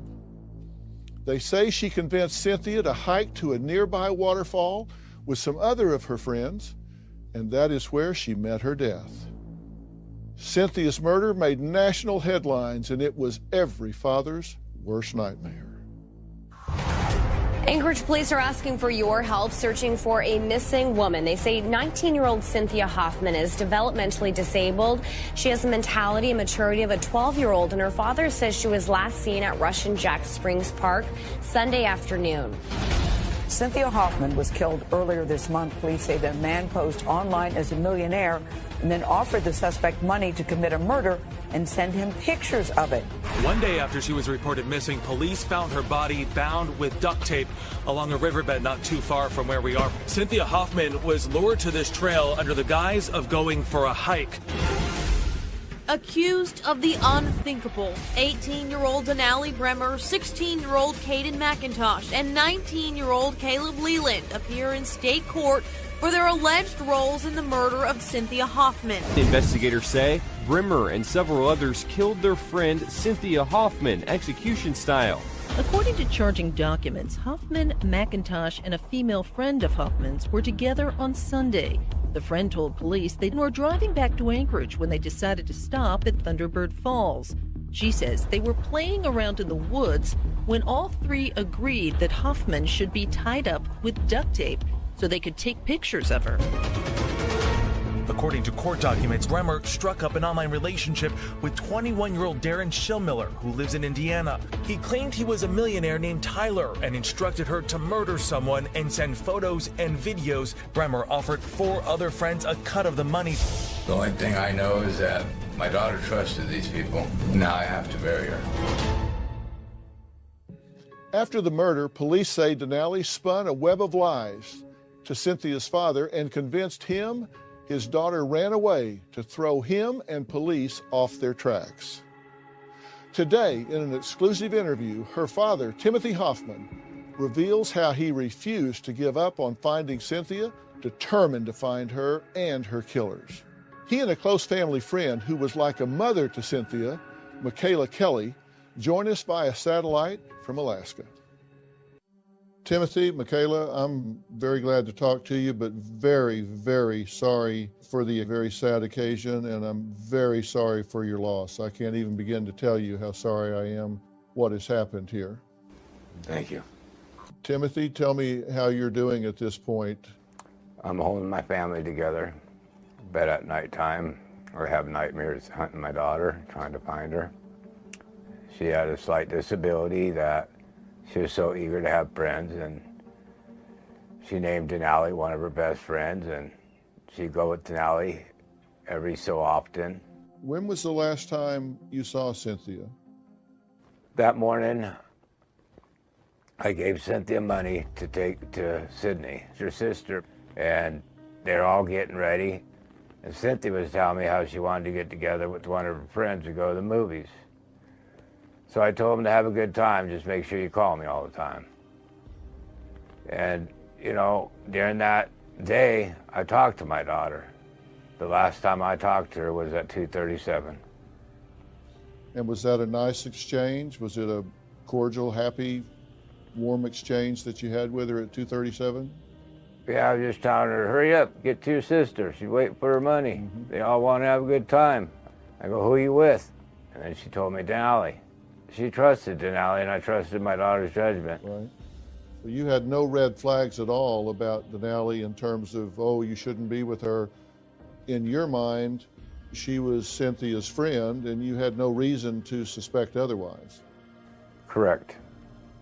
Can you tell me what happened to your daughter, just in your own words, what you understand took place? What has happened is they went out to Wasilla, and as they're out there, you know, my daughter's hanging out, having a good time with their friends. They got to Wasilla, on the way back, they stopped by Thunderbird Falls. My daughter, she just wanted friends. She just wanted to have fun, so she's going with the whole thing. Denali and Caden decided to walk up a path with her, have a good time. And then somehow Denali convinced my daughter she was the type of person that if you asked her to do something she really liked you, she'd do it. And they made some sort of duct tape game. But when they went too far with the duct tape game, my daughter started panicking. So they released it off her mouth and released it off her hands. And my daughter says, I'm calling the police for sexual abuse and kidnapping. Well, when she turned around, Caden reached over to Denali, and Denali held her hand open with Denali's gun. Caden grabbed it and shot my daughter in the back of the head. And when she shot my daughter in the back of the head, my daughter fell down twitching, still trying to make the phone call. And then I believe she got pushed in the river by both of them. I don't think it was just Caden. I'm so sorry, Timothy. Forget about Dr. Phil, just dad to dad here. I can't even imagine you trying to wrap your head around this. I am so sorry for what you're having to go through here. Thank you. Do you know where the gun came from? The gun belonged to Denali. She brought the gun. I'm sure this was premeditated because she had the gun. It was loaded. She had the duct tape. She had the things, and she was prepared for it. When you last talked to her at 2:37, at that point, do you think there was already a plan to go into the woods and take your daughter's life? Yes. You said that they got out there and started playing this duct tape game. So do you think they said to her, this is all just a game in order to get her to go along with it and allow herself to be taped up? Yeah, my daughter would have went along with it, trusting Denali, because to her it would have been funny until she got her mouth duct taped and her hands duct taped. Knowing her, you think she would have at that point panicked, been uneasy with what was going on? Yes, she felt uncomfortable with what was going on. She panicked, and they released her mouth and hands. And at that time, she threatened to call the police. And as she turned around, that's when she got shot. Michaela, you certainly knew Cynthia about as well as anyone. Is it surprising to you that she would be so trusting and believe that these friends were just having a good time? No, it's not surprising. Cynthia is very trusting. She considered Denali her friend because they had said they were going to play this duct tape game, and then they were going to take pictures of each other being duct taped up, and they started with Cynthia. There wouldn't have been anything that Cynthia would have recognized as danger. Cynthia's a vulnerable adult. You're talking about they were going into the woods and they're saying, okay, we're going to tape each other up and take pictures so we can tease people or trick people into thinking we've been abducted or we're somehow being bound and gagged here, and we'll put these pictures up on social media or whatever, that this was a gag, this was a prank, is what they said to her. Right. And you two know this because of what's been said in the police reports, correct? Yes, what's been said in the police reports is where that information came from, and just knowing that this would not have set off a red flag for her. This would have just been a game, something fun to do, and they were going to do it to each other. Everybody's pictures were going to be up. But you know that this game was being perpetuated against Cynthia because of what Denali has said and what Caden have said to the police, correct?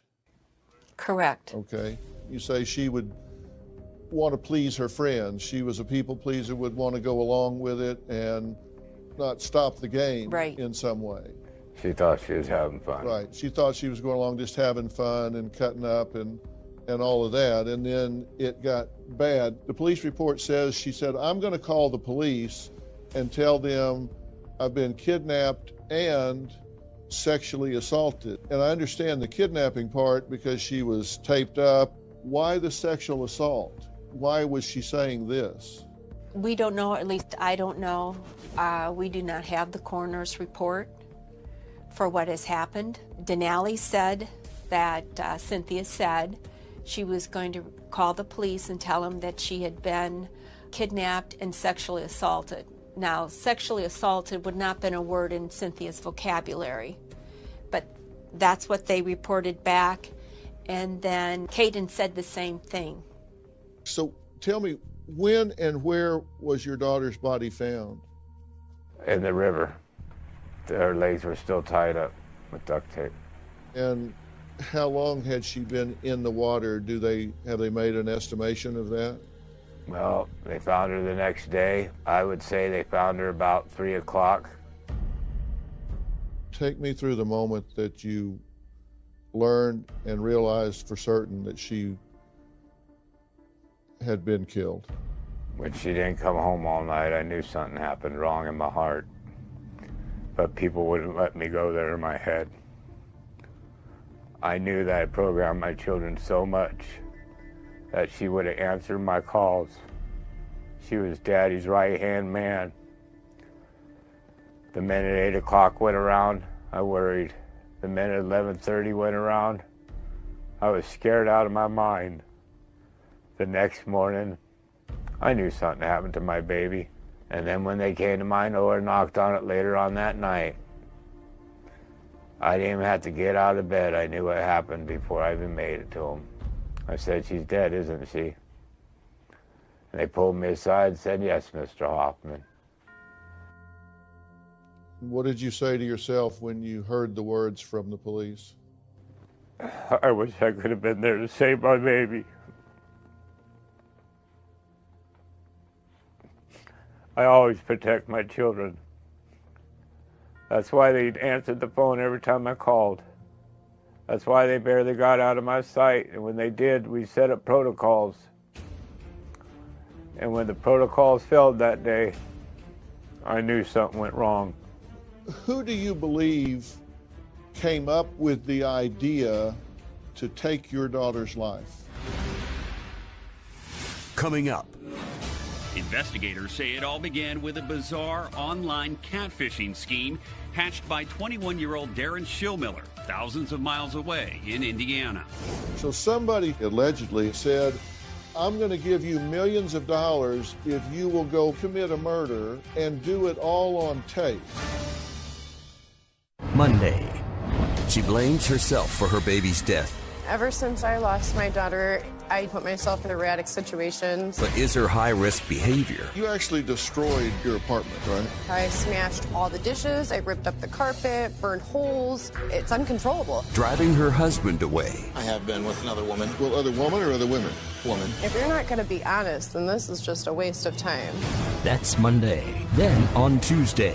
Her daughter had to spend a month in a mental health facility just to get over a boy. From breakup to breakdown. I didn't know how to handle the situation. Not everybody you lose is a loss. That's Tuesday. We now return to a murder in Alaska, a Dr. Phil exclusive. A teenager in Anchorage, Alaska, has been charged with killing her best friend. Investigators say it all began with a bizarre online catfishing scheme hatched by 21-year-old Darren Schillmiller, thousands of miles away in Indiana. Without ever even meeting her, he allegedly led Bremer to believe he was a multimillionaire named Tyler, enticing her with an offer of $9 million to kill Hoffman and send him pictures and videos of the crime. It's my understanding that Denali was involved, allegedly, on the internet with someone that was enticing her with money to do certain things. What's your understanding of this? He was a 21-year-old kid, but when he met Denali, somehow he convinced her that he was a millionaire and that he offered $9 million to molest 8 to 15-year-old children and take pictures of it and give them a killing on video. And he said his name was Tyler and he was from Kansas, correct? He's from Indiana. Yeah, he said he was from Kansas, yes. But he's actually from Indiana. Now, when you say when Denali met him, she never actually met him in person, only over the internet, correct? They just text back and forth over the internet. Yeah. So somebody she never even met, allegedly said, I'm going to give you millions of dollars if you will go molest some children and commit a murder and do it all on tape. I'll give you $9 million. And you believe that as a product of that, that is one of the primary reasons that your daughter is dead today? Yes, I do. Who do you believe came up with the idea to take your daughter's life? I believe Denali did. You think this started with Denali? Denali put it all together when it came to Caden, Caleb, and a few other people. Denali promised everybody a cut of the money. They all started the plot. I think the plot started when Denali came to my house and asked if Cynthia could go stay the night with her for 5 days. And that's when the plot started. Timothy, you mentioned that you think that Cynthia was really vulnerable in certain ways. Tell me what you mean by that. Cynthia had a slight disability to where all her life, all she wanted was friends. She just wanted to hang out with friends. She would do anything with her friends. When this Denali came into her life, it was because she went to school with Denali. And once every few months, she'd bring Denali over to our house. And Denali was a fast talker. She always made me feel uncomfortable a little bit, but Cynthia assured me that they're best friends. And so, you know, when it came to Cynthia staying the night a couple of times, it was all great and dandy.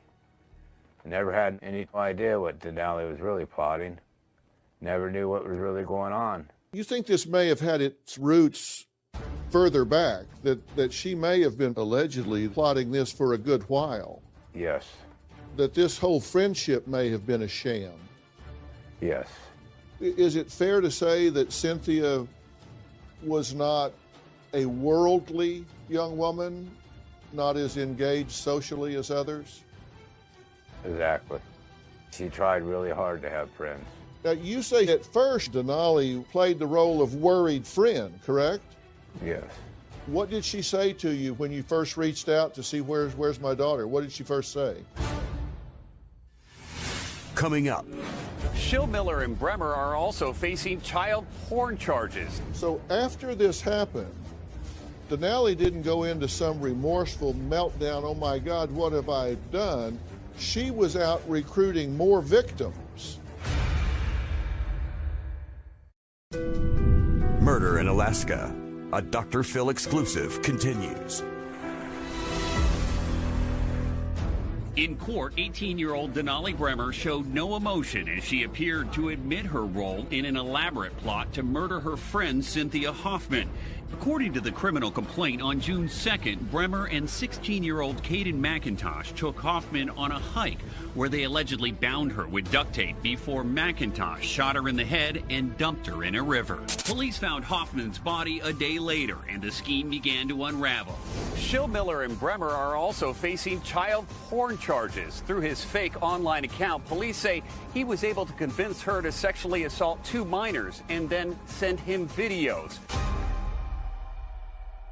Do you have any understanding, Michaela, Timothy, of Denali being involved in this kind of violation of other people, molestation or physical violence, before engaging with this person on the internet? My answer would be it was her upbringing.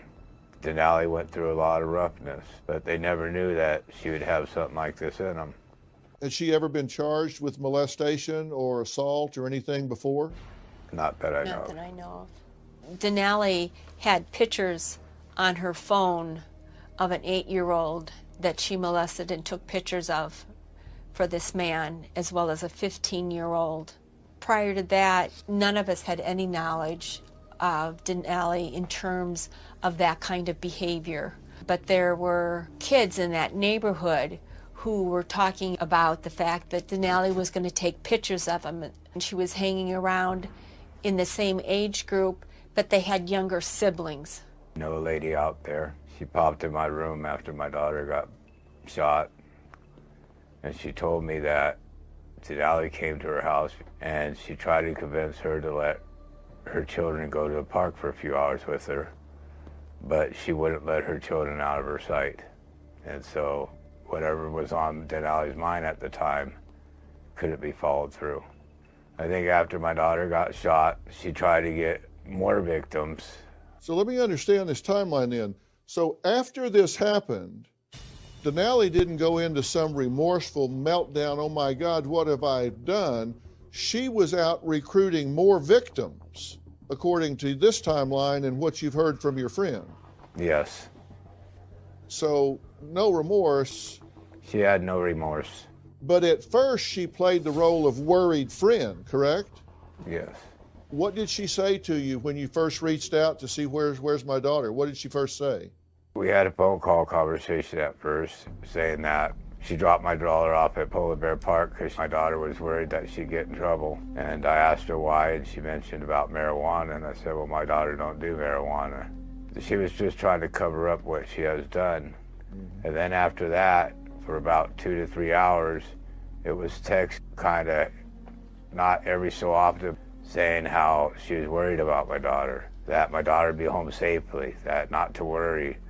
And this is already after the fact that she has killed my daughter. Because they were best friends, and she said she really questioned Cynthia's relationships with her past boyfriends, that Cynthia did not make good choices when it came to boyfriends.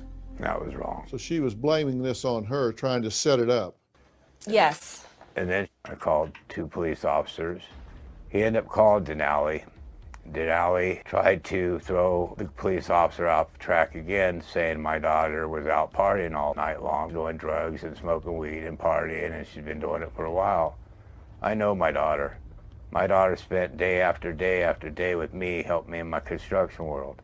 All she wanted to do is make Daddy proud. But when Denali tried to make my daughter look like a partier, the police officer came over to my car and said, your daughter's just a druggie. She's just a partier. And I kept on telling him that my daughter wasn't a druggie, that it was wrong. But that's the thing. I did know her. And that's when I knew something was wrong. And the real culprit here, in terms of wasting time, Denali is telling you things that cause you to be searching in the park while your daughter is in the water. We don't know whether it was too late or not, but if she hadn't lied and misdirected you and others, you could have gotten to your daughter and perhaps rendered her aid if Denali hadn't sent you on a wild goose chase, correct? Coming up. They also took all of Cynthia's belongings and burned them. So you're left with nothing from that day. How does that affect you? Before we get back to today's show, I want to tell you about a new season of my true crime podcast, Mystery and Murder, Analysis by Dr. Phil. Intruders killed 3 members of the Caffey family in a brutal assault. The father barely survived, and his 16-year-old daughter, Erin, was believed to be kidnapped. One of those intruders was Charlie Wilkinson, Erin's boyfriend. In episode 2, A Family Slaughtered for Teen Love, police tracked down Charlie and the other assailants. It isn't long before their sinister plan to murder is revealed. Episodes 1 and 2 are available now for free on Apple Podcasts, Stitcher, or your favorite podcast app. And there's a new one every week. You can also check out Fill in the Blanks and my wife's new podcast, I've Got a Secret with Robin McGraw. Now let's get back to our exclusive Murder in Alaska. If she hadn't lied and misdirected you and others, you could have gotten to your daughter and perhaps rendered her aid if Denali hadn't sent you on a wild goose chase, correct? Correct. Denali bragged to her mom, saying that Caden killed Cynthia, and like it was an everyday occurrence. All I know is they released Denali, and all my family members were out there, and they were getting texts about things with Denali, and her statements in these messages where she enjoyed watching my daughter get shot through the head. Denali sent text messages to who? Denali sent text messages to another man out there. The man somehow reached out to my niece, and my niece showed me these texts that Denali's been bragging about what's been going on to him, how Denali enjoyed watching everything that happened, and that she's the one that owned the gun. Okay, so Denali is bragging around town that not only did she murder your daughter, but she's proud of it. Yes. Yes. And your niece actually saw some text messages between Denali and this man? Yes, the man sent my niece the copies of it, and it states straight out that she was enjoying it. They also took all of Cynthia's belongings and burned them. So you're left with nothing from that day. How does that affect you? It bothers me. It bothers me so bad. I wanted to know what was going on. What went through her mind in those final moments? Probably yelling my name. She didn't see it coming. She had her back turned. But I imagine when she was panicking, she was yelling, "Daddy." That's the only thing I could picture. And there was nothing I could do. I was powerless for the first time in my life. My girl's never done drugs. My girls never drank. My girls never did wrong. And even when I grounded them because they did something wrong that was minor, I'd say, "I'm taking your phone, I'm grounding you for a day or two." 30 minutes later, they had back their phone and grounding was over. Because they were daddy's babies. Of course. Timothy, if Cynthia is listening to us right now, what do you have to say to her? I love you, girl. Daddy will send them all to hell. I tell her Daddy will love you from now until the end, and that I will take every person that had something to do with this, and I will make sure the law throws a book at every one of them. I want every one of them to serve that 99 years, even the 15-year-olds. I understand. If I couldn't help her when she got shot, I can help her by putting her killers away. I will be at every court appearance listening to what they got to say. But when it is time for me to speak again, the thing I will say is, I hope you enjoy your life in prison. Coming up. I know it's not my fault, but I should have kept her home. Do you feel like you let your daughter down? Monday on an all-new Dr. Phil. She blames herself for her baby's death. Ever since I lost my daughter, I put myself in erratic situations. It's like if I get hurt, killed, that's okay. It's uncontrollable. That's Monday. Murder in Alaska, a Dr. Phil exclusive, continues. I know what I did was wrong, and I know I could have probably done something different if I was able to. It sounds like Denali Bremer confesses, despite the judge's repeated calls not to discuss the case. The 18-year-old is charged with first-degree murder in the death of Cynthia Hoffman. Charging documents say Bremer instructed McIntosh to shoot Hoffman because she could not do it. Leslie Sonnenberg was also very close to Cynthia. She describes herself as almost an older sister to the teen girl. Leslie had insight into Cynthia's life that even her own father didn't. She also knew her alleged killer. Here's what she had to say about this tragedy. Leslie, we're kind of trying to get a feel for everything about this, and we really want people to know Cynthia, and we don't want this to be all about these atrocious offenders here. You knew her different, of course, than her dad did, and you also knew Denali as well, correct? Yes, I've met her a few times. Were you aware of Denali ever having any transgressions against other people before this? Had you heard anything, or had she ever been inappropriate with Cynthia before? No, she's never been inappropriate. I know one time Cynthia and I ran into, and Sydney was there as well. Her sister Sydney was there.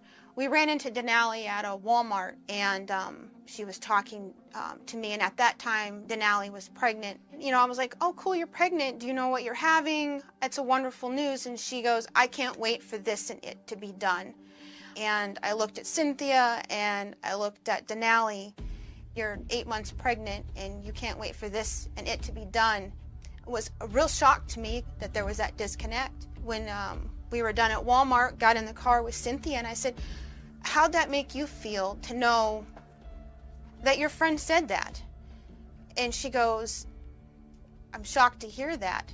And then we started going off on what are some of the things Denali's going to be doing.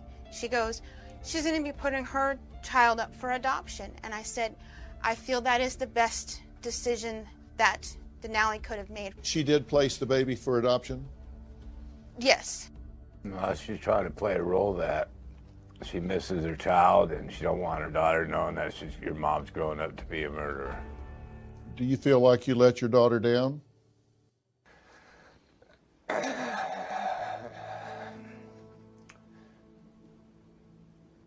Kind of, because I couldn't save her. I've always been able to solve everybody's problem. And this problem I couldn't solve. I couldn't be there for her, and I couldn't stop it. I trusted in my daughter's decision that it was her best friend. But all it was a plot to kill my daughter, and my daughter had no idea it was coming. And during all this, Denali would text my phone and try to cover up her tracks and send me on a wild goose chase. I know it's not my fault, but I should have kept her home. I should have made her get with her sister and stay with her sister. I know that there are times that you already have and are going to spend time saying, you know, why didn't I keep her home? Why didn't I say no? It's my job to protect her. I want to tell you why you didn't see this coming. And the answer is this. Coming up. I had her cremated. I had 2 necklaces made for myself with their ashes in it. And I won't take it off for nothing.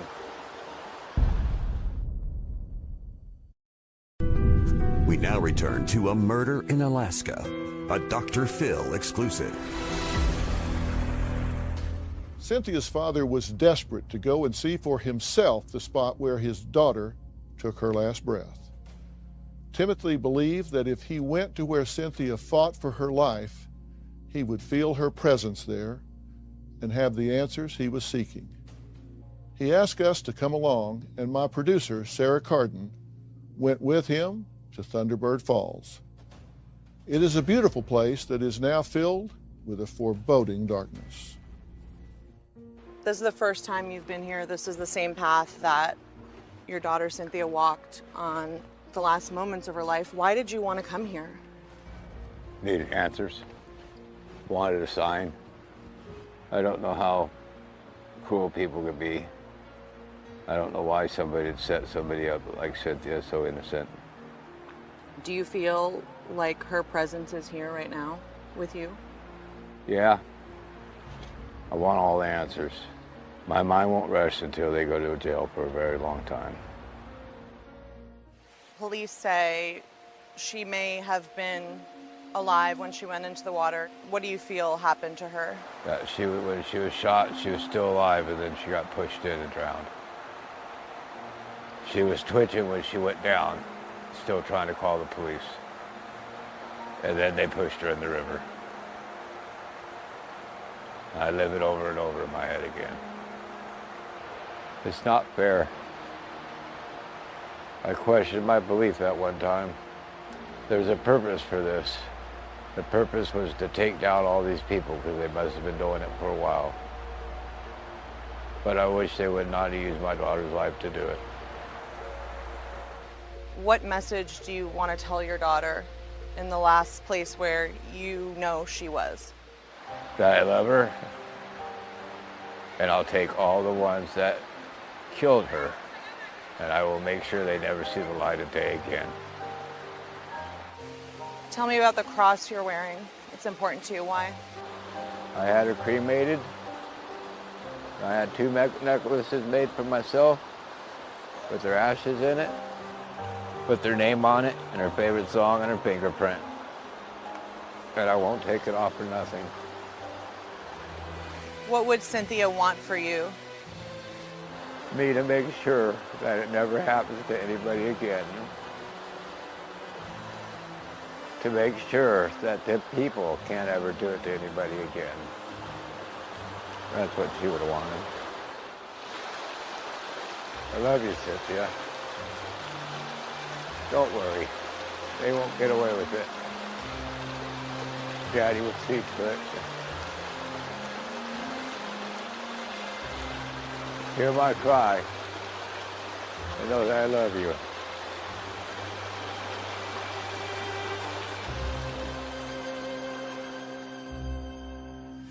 Coming up. You are going to spend time saying, why didn't I keep her home? Why didn't I say no? I want to tell you why you didn't see this coming. I want to tell you why you didn't see this coming. And the answer is this. Our minds, a normal, healthy, loving, caring parent like yourself, your mind doesn't go to that evil place that these killers' minds go.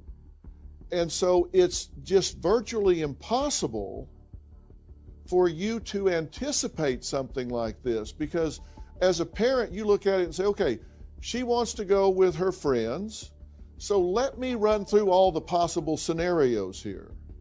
You know, they could get in a car wreck, or, you know, they could go drink or something, or they could get with some boys, or they could do that. You can go through all the possible scenarios, and on your list of scenarios, having your daughter taken out in the woods, taped up, shot in the back of the head, and pushed in the river, that's not on your list, is it? That's just not on your possible scenarios list, because your mind is too healthy to go to that end of the continuum. And you can't anticipate something that your mind can't comprehend. And that's how sick people, that's how murderers get the advantage on healthy people, because our minds can't go where their minds go. Do you hear what I'm saying when I tell you that? Yeah. We want to celebrate the life of Cynthia. She lived so many years, and she just died one day. We want to celebrate those years that she touched so many lives, and we're going to make that a part of what we're doing here, okay? All right. Thank you. Thank you. 18-year-old Denali Brimmer showed no emotion when she appeared in court, only saying, "I know what I did was wrong." She is charged with murder and has also been indicted on federal child pornography charges. Darren Schillmiller has pleaded not guilty to charges of child pornography and murder. The other 4 defendants, 2 of which are minors, have all pled not guilty to the murder charges against them. For more information about today's show, log on to drphil.com. You can follow me on Facebook, Twitter, and Instagram. I want to thank my guests Timothy, Michaela, and Leslie for sharing Cynthia's story. She will never be forgotten. We hope her family finds justice and peace. How long will I love you? As long as stars are above you. And longer if I can. Cynthia was happy all the time. How long will I need you? As long as the seasons need you. She's had a glow in her like no other. How long will I be with you? As long as the sea is bound to. Everybody Cynthia met, she touched all their hearts.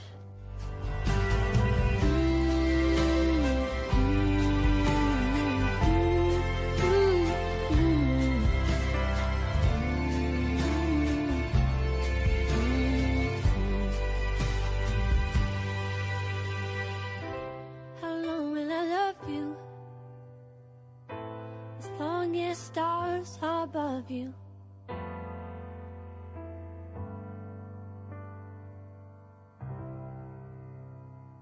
Hey, Dr. Phil, I wanted to show you what the parents told us happened the night of the incident. Jacqueline and mom took their daughter, 11-month-old Madeline, to bed on this air mattress. And then the father, Justin, came in around 2 a.m. and he snuggled right here, laid on his side, fell asleep. Apparently, he awoke, fed the baby, went back to sleep. And then Jacqueline wakes up in the morning and the baby is here, face down.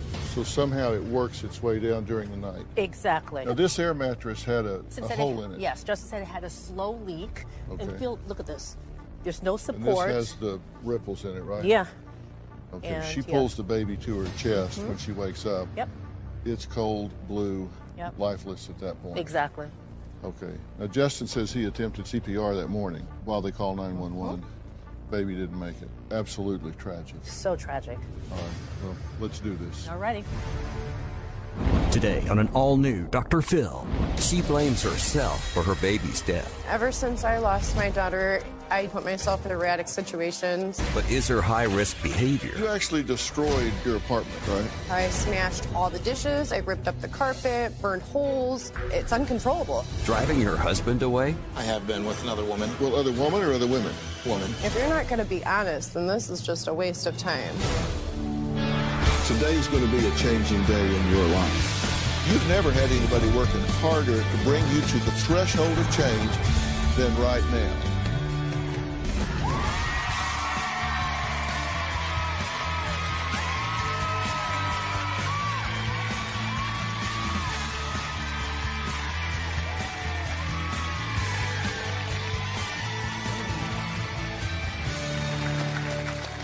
Well, since the tragic death of their daughter, Jacqueline and Justin's relationship has completely deteriorated into finger pointing, fighting, cheating, really anything to distract and deflect from what weighs so heavily on this couple. They claim the one thing they do agree on is that maybe it's time to just give it up and separate. Take a look. When my boyfriend Justin and I were teenagers, we lost our 11-month-old daughter Madeline to a co-sleeping tragedy. The loss of our daughter naturally caused a lot of friction between Jacqueline and I. Justin blamed me and I blamed him. We would say things like, I didn't roll over on her, you had her last. Since our daughter's passing, Jacqueline's behavior has been erratic and out of control. When things got tough, Justin's solution was always to run away. When Justin left, I was so angry. I broke the cabinets, pulled up the carpet, punched holes in the wall, shattered the mirrors. When Jackie gets upset, she tends to throw things and she gets real worked up. It just takes over and I can't stop it. Jacqueline will put herself in all kinds of risky situations. One time she was drinking with a friend at the beach and some gang members robbed them.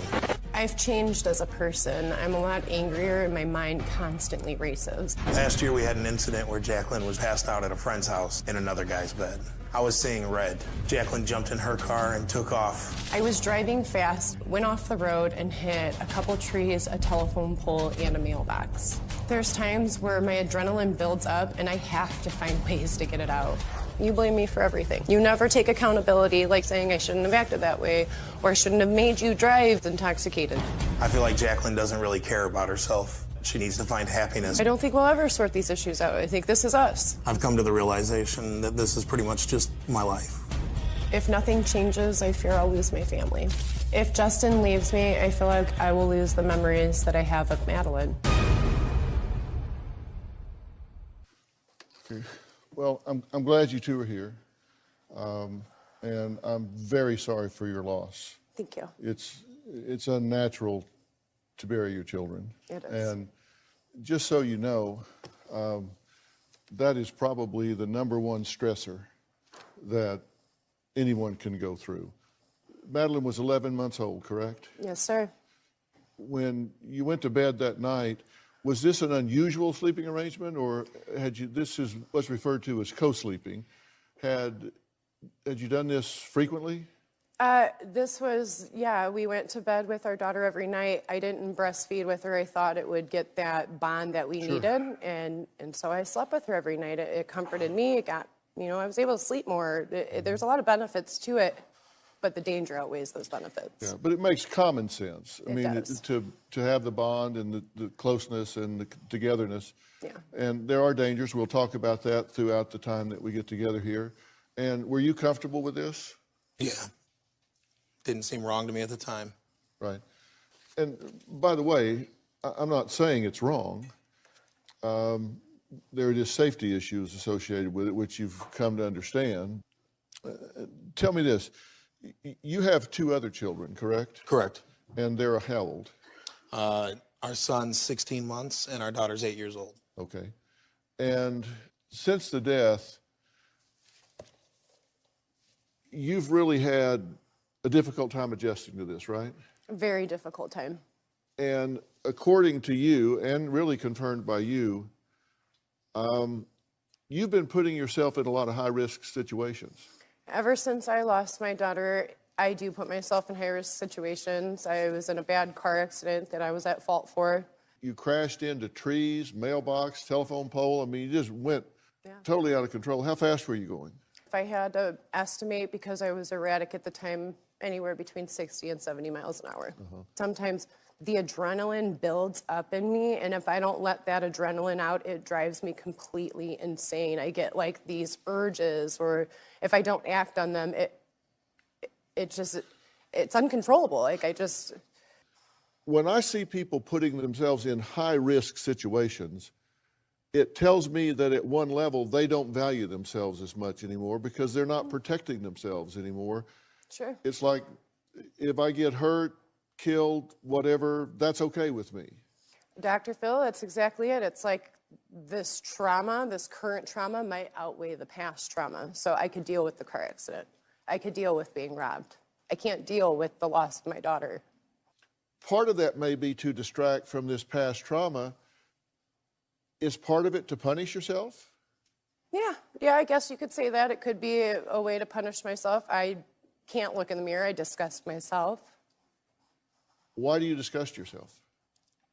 It's like I see all these good people, and then there's me, and I'm damaged. I feel disgusting. I feel like I should have been meant for something better. I hate the way that I look. I hate my life. I hate everything. Like, I'm just such a negative person, and I can't look in the mirror because it's disgusting. Like, I don't like what I see. I don't like what goes on behind closed doors.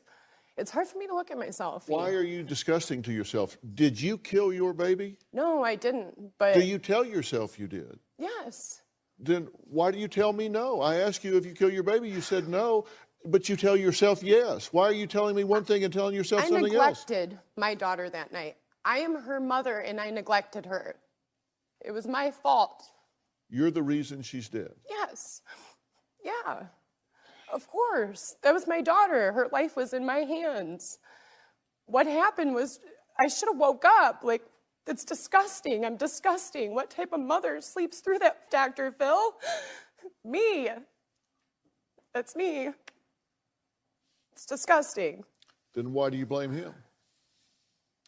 Because Justin was the last person to see our daughter. I mean, I value the fact that he had those few minutes. What happened? Did something happen? Where was she? Like, I have all these questions, and I'm not necessarily blaming him, but I need a who, what, when, where, why. What the hell was going on? What was I doing, and why didn't you wake me up? And then I wake up, and that's, like, what the hell? I let her down. She'd be here. If I knew the dangers of co-sleeping, if I made better choices, if I wasn't a teen mom, my daughter would physically be here. If I did adoption, if I did any other way, she'd be here. I'm at fault for that. I'm at fault for it. There's just no other way to say it. Sorry, but like, what the hell? How else do you say it? I'm her mother. You woke up and gave her a bottle. Mm-hmm. And she was fine at that point. And she was fine at that point, yeah.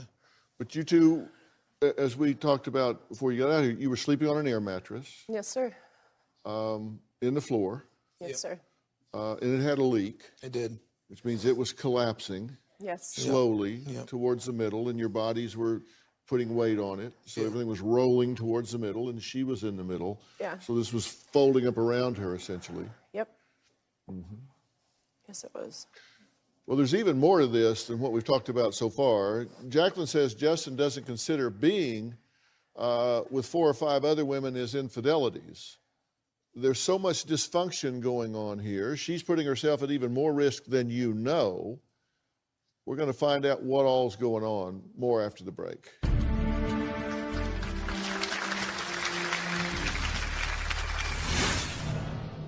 When we break up, Justin thinks it's a free pass to start dating other women. Once I tracked Justin's phone and I found him at another female's house.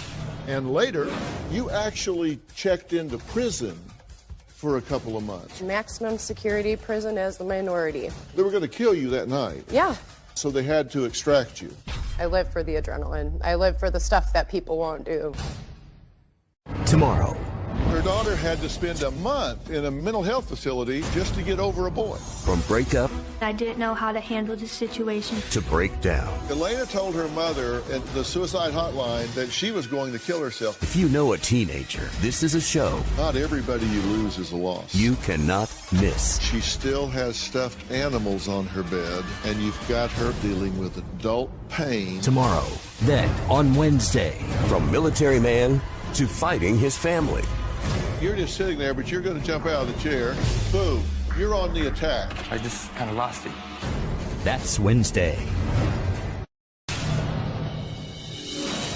There's been issues with infidelity throughout our relationship. When we break up, Justin thinks it's a free pass to start dating other women. Jacqueline is the one who started stepping out on the relationship first. She was out drinking and partying and would talk to other guys and allow them to make advances toward her. Once I tracked Justin's phone and I found him at another female's house. I kicked in her door and I was like, what the f-? I just don't know how much more I can take of this.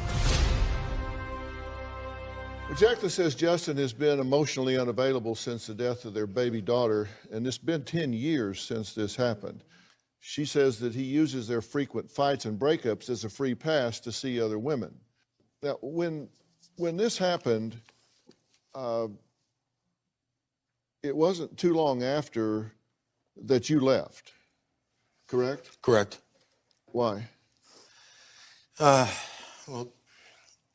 Jacqueline and I just couldn't get along. The blame within ourselves and for each other. And I didn't see it getting any better or anything progressing between us. So. Did you blame her? Never physically blamed her, but in my head, it was like a question of blame. It was one of us. Why did you bail? Everything that we had, he took. The furniture, money, anything that was valuable. I had a shell of a place to live, and he had everything with him. You've been with other women? I have been with another woman, yeah. And, well, other woman or other women? Woman. If you're not going to be honest, then this is just a waste of time. I'm being honest. I think you might be a little bit It just depends on the definition of infidelity, Dr. Phil. Maybe if we knew what the definition was, then he would understand that it's not one, it's multiple, because that's how I feel. Well, look, I'm just trying to get everything on the table. And, you know, if you talk about flirting, cheating, infidelity, whatever, if you wouldn't do it with her standing there, then I think that goes in the not okay category. I'd agree. So is that one or more? More. She feels like that you're emotionally available to other women, but you tell her to quit being a crybaby. Well, up before Madeline, I put Jacqueline on a pedestal, and I did everything I could to try to please her and to make a good life for us. And she ran around me quite a bit when we were younger, and I tried to look past it every time just to be with her because I loved her. And then after the passing of our daughter, I started feeling like that was a sign that we weren't meant to be together. I needed you.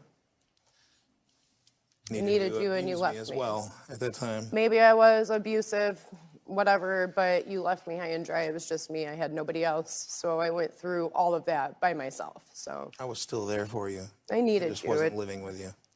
Whatever. How do you feel about her now? Oh, it's kind of the same way. I love Jacqueline so much, but we do nothing but fight, and it's always a constant battle of which I don't want to be around. It's unhealthy. You say you want him to love you, but then you really don't, because you say, I'm not lovable, I'm disgusting. Don't tell me you love me. How could you? I'm disgusting. Yeah, we fight so freaking bad, Dr. Phil, to the point where it's like, if we don't separate ourselves, we'll probably kill each other. Her expectations are so high, she ignores every little thing that I do to try to show that I love her. And all the times that I go out of the way to make life easier for her. No, he'll buy me a coffee, but he won't spend time with me. He'll stop by work to drop something off, but he won't take me on a date for dinner. Like, that doesn't mean it. Keep your coffee. Like, what? I want your time. I want your energy. I want your effort. How much fun are you on a date? You know, when we're alone, I'm very high-strung. I know I am. I'm either way up there or way down, you know? And when I'm happy, I'm overly happy and annoying. And when I'm sad, I'm so down. People are questioning, like, are you good? At the core, you're still feeling guilty and punishing yourself. Yeah. You actually checked into prison for a couple of months, right? Yes, sir. You got involved with a TV show where you volunteered to go undercover in prison. I did. Maximum security prison as the minority. Right. And you stayed until it got to the point where you were going to be stabbed in the bathroom that night, so they had to extract you. They did, yeah. I live for that stuff. I live for the adrenaline. I live for the stuff that people won't do. I'm fearless. When I say fearless, I'm fearless. I mean, there's nothing really. They were going to kill you that night. Yeah. Let's do it. Yeah. You understand that's really unhealthy thinking, right? Absolutely. But I live for it. Uh-huh. I live for the adrenaline rush. Tell me about these other children y'all have. We have an 8-year-old Gemma and a 1-year-old Giovanni. So these two grow up a little bit, and they're asking, so where's my mommy? And somebody has to say, well, she's dead. They say, why is that? Well, she was an adrenaline junkie. She lived for that kind of thing. So you have to grow up without a mother. I mean, that's sad. That's so sad, but I mean, I failed one. I feel like they deserve better too. I feel like they deserve better too. You know, if that happens, that's my destiny, and someone will step in, and they'll probably have a better life. I ask her that same question all the time, and she just doesn't care. I don't feel like I'm good enough to be their parent. Doesn't affect her or change the way that she thinks at all. Well, Jacqueline's friend Alicia says that Justin is irresponsible and needs to be more supportive of Jacqueline. We'll meet her next. Justin and Jacqueline have a weird love-hate relationship. When they argue, it's explosive. I call her names sometimes because she doesn't know when to stop running her mouth. I'm just confused why Jacqueline feels that she needs him. And later, I call her Mrs. Jacqueline and Dr. Hyde. No, he calls me Tornado Jackie. you actually destroyed your apartment. I smashed all the dishes, I ripped up the carpet, burned holes. There's no one else that's ever going to be in this place. In episode 2 of my true crime podcast series, A Family Slaughtered for Teen Love, intruders killed 3 members of the Caffey family in a brutal assault. The father barely survived, and his 16-year-old daughter, Erin, was believed to be kidnapped. Police tracked down Charlie Wilkinson, Erin's boyfriend, and the other assailants. It isn't long before their sinister plan to murder is revealed.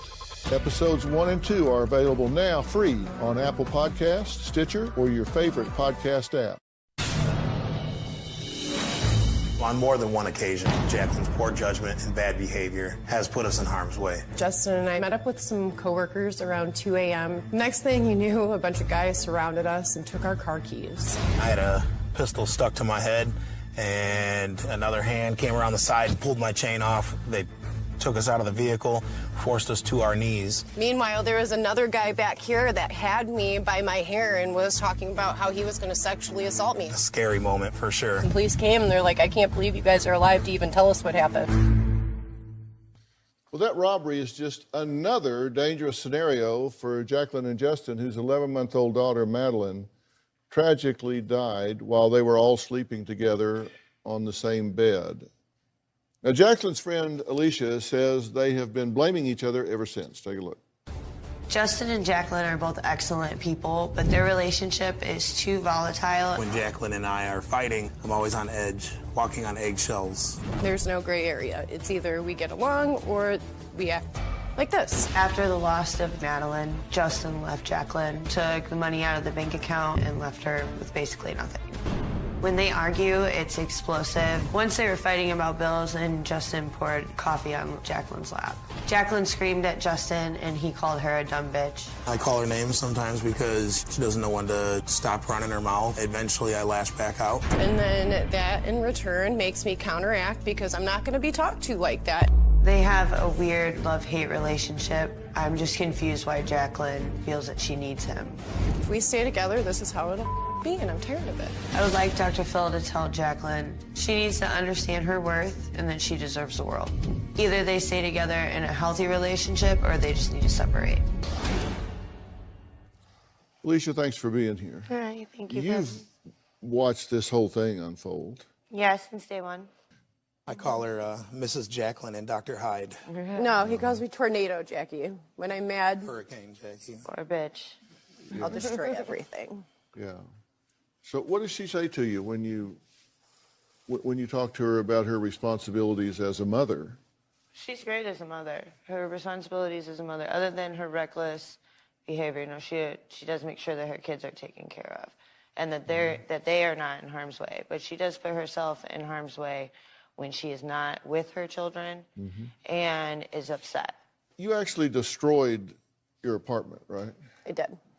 Tell me about that. So after Justin had moved out after the funeral, it was just me. I had nothing. I had no furniture. I had some dishes. I smashed all the dishes. I ripped up the carpet, burned holes. I thought that by doing that, it would be uninhabitable for the future tenants. And so this is Madeline's resting place, and I can come back and good, bad memories, whatever. But there's no one else that's ever going to be in this place. Tragedy happened here, and this is where I want to come back, and this is... That's what I thought. So I destroyed it. So you ripped off cabinet doors, broke mirrors, ripped up carpet, punched holes in the wall. You destroyed the place. Oh, yeah. It was very therapeutic. So where's this headed? That is a good question. I would like to look at Justin and I in a healthy, positive atmosphere for our future. But as of right now, when we go home, Dr. Phil, I don't know where we stand. I'm not even sure that we should be going home together or living in the same house because it's that bad. So I don't know where this is going. I don't know where we're going. I don't know what my future looks like. I'd like to paint a happy picture, but it is what it is. Yeah. You have a lot of unfinished emotional business with yourselves and with each other. Yeah. And if you don't resolve that, then you're right. This is doomed, headed really down a very dark path. Sure. Alicia says Justin left Jacqueline high and dry, taking their tax refund money that could have been used for Madeline's memorial. Is that really true? Well, we're going to find out after the break.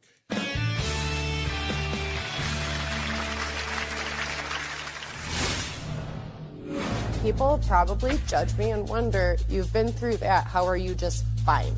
What people think of you is none of your business.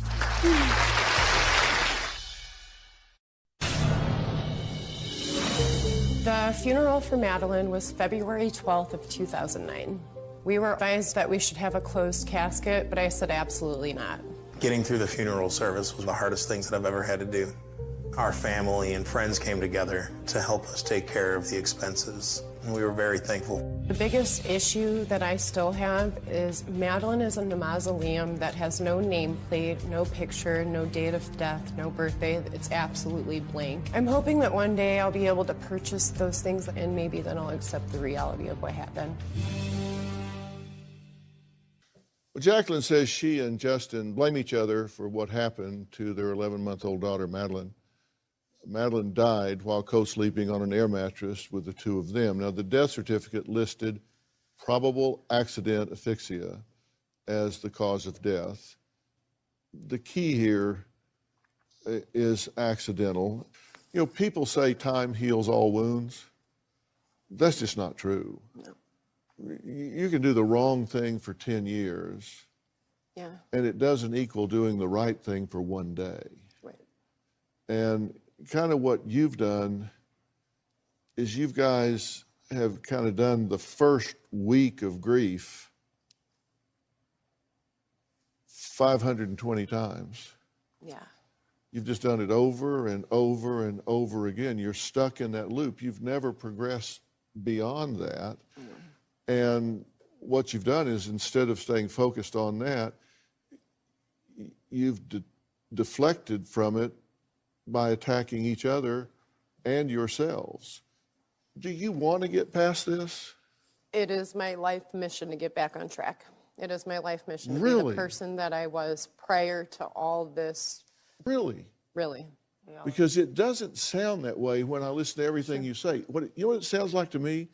It sounds like to me that you think this should be a life sentence, and that if you ever let up on you, it's a betrayal of Madeline. Absolutely, 100%. You nailed it.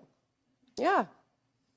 People probably judge me and wonder, you've been through that. How are you just fine? How are you just fine? But what people think of you is none of your business. Well, thank you, thank you, yeah. thank you. That's a major problem of ours, for sure. Madeline was the one person that I knew when I had her. I was very aware that we're bonded together for life. And she can't leave me like a lot of people have done. I've always been just Jackie by herself trying to figure things out. That was my partner in life. That was my baby. Like, I looked at her differently. That was my child. I'll never leave your side and you'll never leave mine. Robin and I have two boys, Jay and Jordan. And I have a great relationship with both of them. And I think they do with me. I don't know, all I know is my point of view. Sure. I think I have a great relationship with both of them. And if, God forbid, I were to die today, and for the rest of their lives, if every time they thought of me, it was painful and hurtful and miserable, I would be so pissed. Yeah. I would be so hurt by that. As opposed to if every day they thought of me, they laughed and reflected on all the great times that we had. Yeah. I want them to focus on that, not the one day that I died. Yeah. I wish I could push a button. I wish I could flip a switch. Every time you think of Madeline, it's painful. It's painful. I can't watch videos. I've never looked at that autopsy report. I never knew that well, it that technically wouldn't said exactly that. be my Valentine's Day card to look at the autopsy report, but I mean, know didn't she bring you joy in your life? I mean, absolutely, but when I think of happy stuff, then it's like, she passed away. That's sad. Like, it's sad. Like, she's laughing in videos, but she's not here. But you had her the time that you had her. My brain doesn't work right. I don't know. I wish I could. There's just nothing I can do. My brain is programmed for 10 years to just constantly mourn my daughter. But you've never really mourned your daughter. No. You've run from mourning her because you are afraid if you do, it's a betrayal.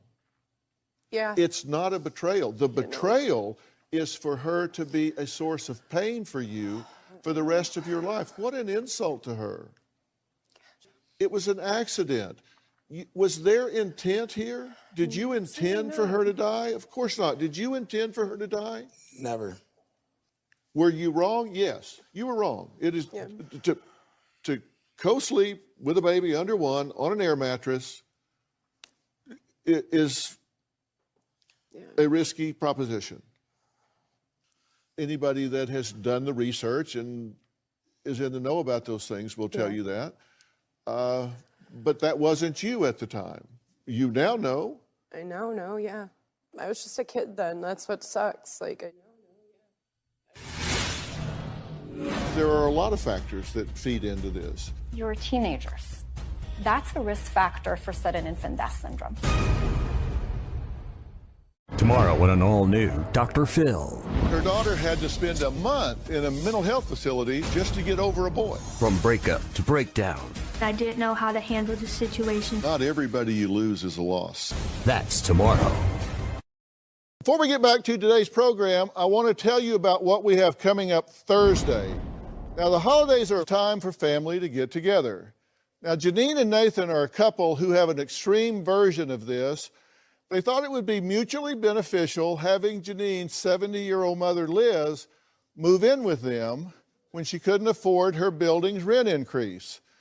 Well, the problem is they never had a good relationship with Liz to begin with. Here's the story. For the last 4 months, I've been homeless. Having my mom live with us was a complete nightmare. Since being homeless, this is my home.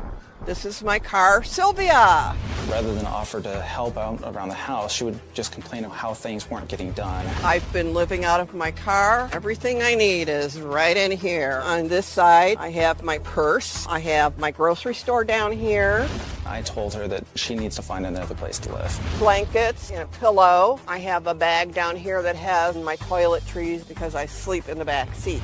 I don't need the stress of my own mother. Who needs the drama? After living with them for 5 months, they kicked me out of the house. I never in my whole life thought I'd be living out of my car.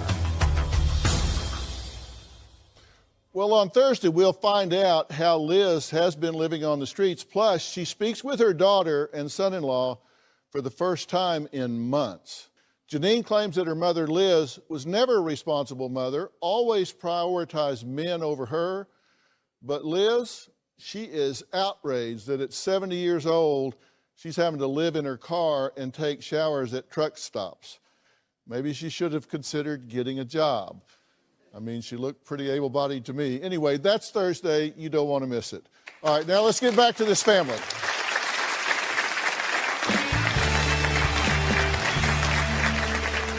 This is Dr. Daphne Adut. Will you talk about this a little bit? Hi, Dr. Phil. Clearly, co-sleeping in the same bed under one is not advised, right? Yeah, it's definitely not a good idea, but you want it to be with your baby. And the American Academy of Pediatrics actually definitely recommends that baby co-sleeps with the parents in the same room to prevent sudden infant death syndrome. But what that co-sleeping means is not to have baby in the same bed, but there is something called a co-sleeper, which is a bassinet with an open area where you can attach it to your bed, and when you need to breastfeed her or formula feed, you just bring her in the bed, put her back when you're done, or even a standalone bassinet. So those things can definitely prevent sudden infant death syndrome. There's other things that you can do is definitely have the baby laying flat on their back. It's called the Back to Sleep campaign. So laying baby back on a firm surface, not an air mattress, not something with there's a lot of down pillows and blankets, completely flat with no teddy bears or anything else in there, really would help the baby sleep better and breathe better. Because babies are obligate nose breathers. What that means is they only really know in the first 3 months of life how to breathe from their nose. So if that nose is covered, they don't know how to breathe from their mouth. And the other problem is if you're gonna have baby in bed with you and you're a heavy sleeper, there's a chance of rolling over the baby. There's a chance of just putting your arm on there and blocking their airway. And so definitely it's not a good idea. But in general, it is a good idea to have baby in the room with you. But again, just looking at your story, at the time, you were teenagers. That's a risk factor for sudden infant death syndrome. That's one of the biggest risk factors. Other risk factors include smoking, drug use, alcohol. There may have been some of that going on. I don't know with Madeline specifically if she was born as a preemie or underweight, or if there are any other possible brain problems that we didn't know about that could affect her breathing center. That could also be a problem. And if there was no prenatal care, if you didn't have support, which well may be the case, that is also another risk factor.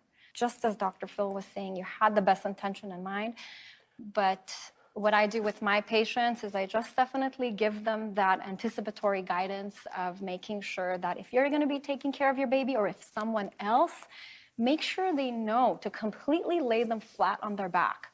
As they grow, they can start turning over and learning how to breathe better on their own. That point is fine, but in the first crucial 3-4 months of life, back to sleep is the way to do it. Yeah, so firm mattress, tight, no animals to block, that sort of thing. And if you know that, maybe we wouldn't be in this situation today. But maybe we would, because there are a lot of factors that feed into this. Right. This may have had nothing to do with what appears to be obvious, because there are other factors that could have contributed to it. We just don't know. But I just wanted to have you speak about this because it's so important, and we're going to have all of your points and all the proper sleeping guidelines are going to be on drphil.com and all of our social media platforms, and we're going to have a link to you as well so everybody can see any questions they have will be answered about how to keep that safe. So next, how did Jacqueline and Justin begin to recover from their loss? We're going to talk about that right after the break.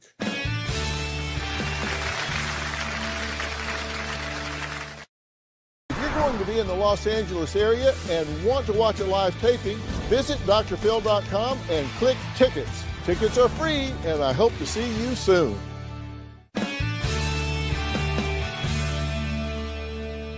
I want you two to do something for me, okay? I want you to have a seat in that chair. I want you to have a seat in that chair. Okay.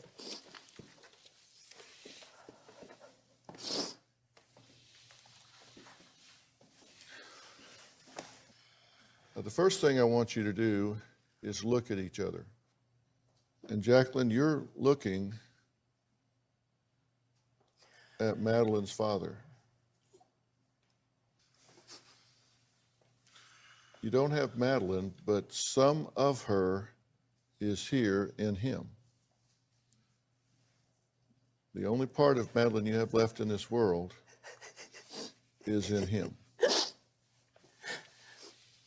And Justin, the only part of Madeline that you have in this world is in her.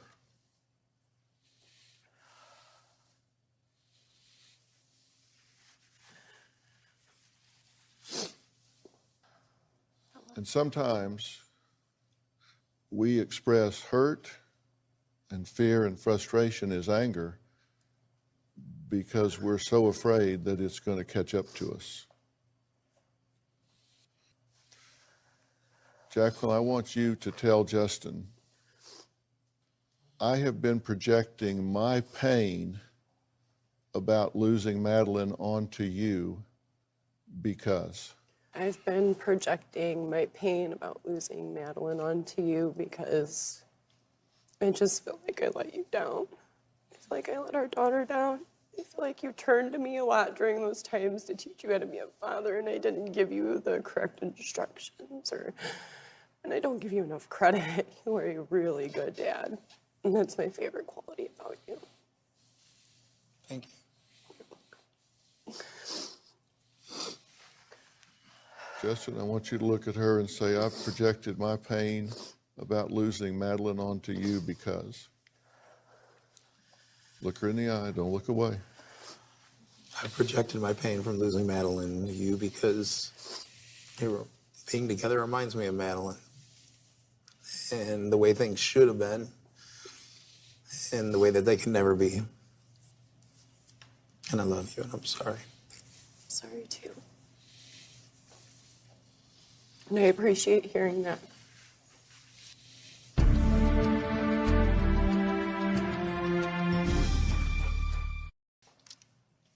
Jacqueline, last, I want you to tell Justin,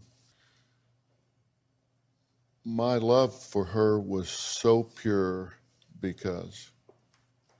My love for Madeline was so pure because I knew that was my buddy and I'd have her for the rest of my life. But she never let me down. She'd never leave me.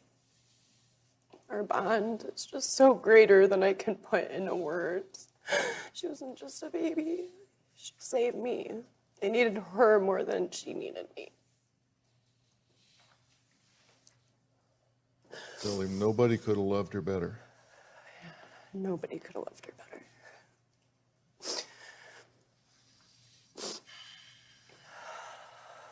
Justin, tell her my love for Madeline was so pure because. My love for Madeline was so pure because I was finally starting the family that I had always dreamed of having. And she was perfect. She was the best baby. And we made such great memories with her while she was here. And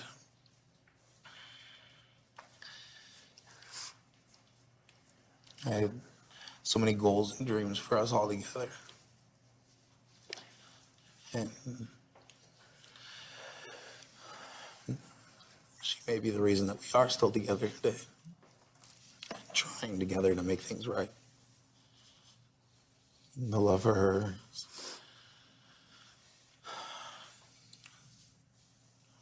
I don't even know how to explain it.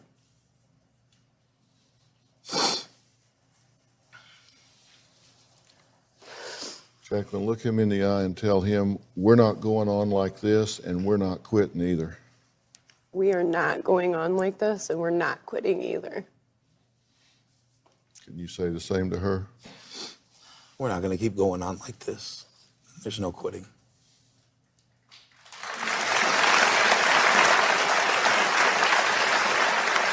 You can give her a hug.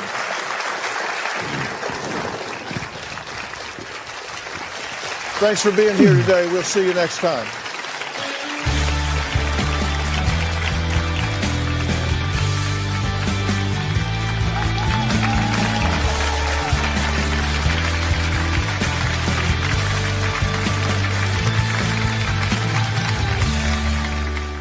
Dr. Phil.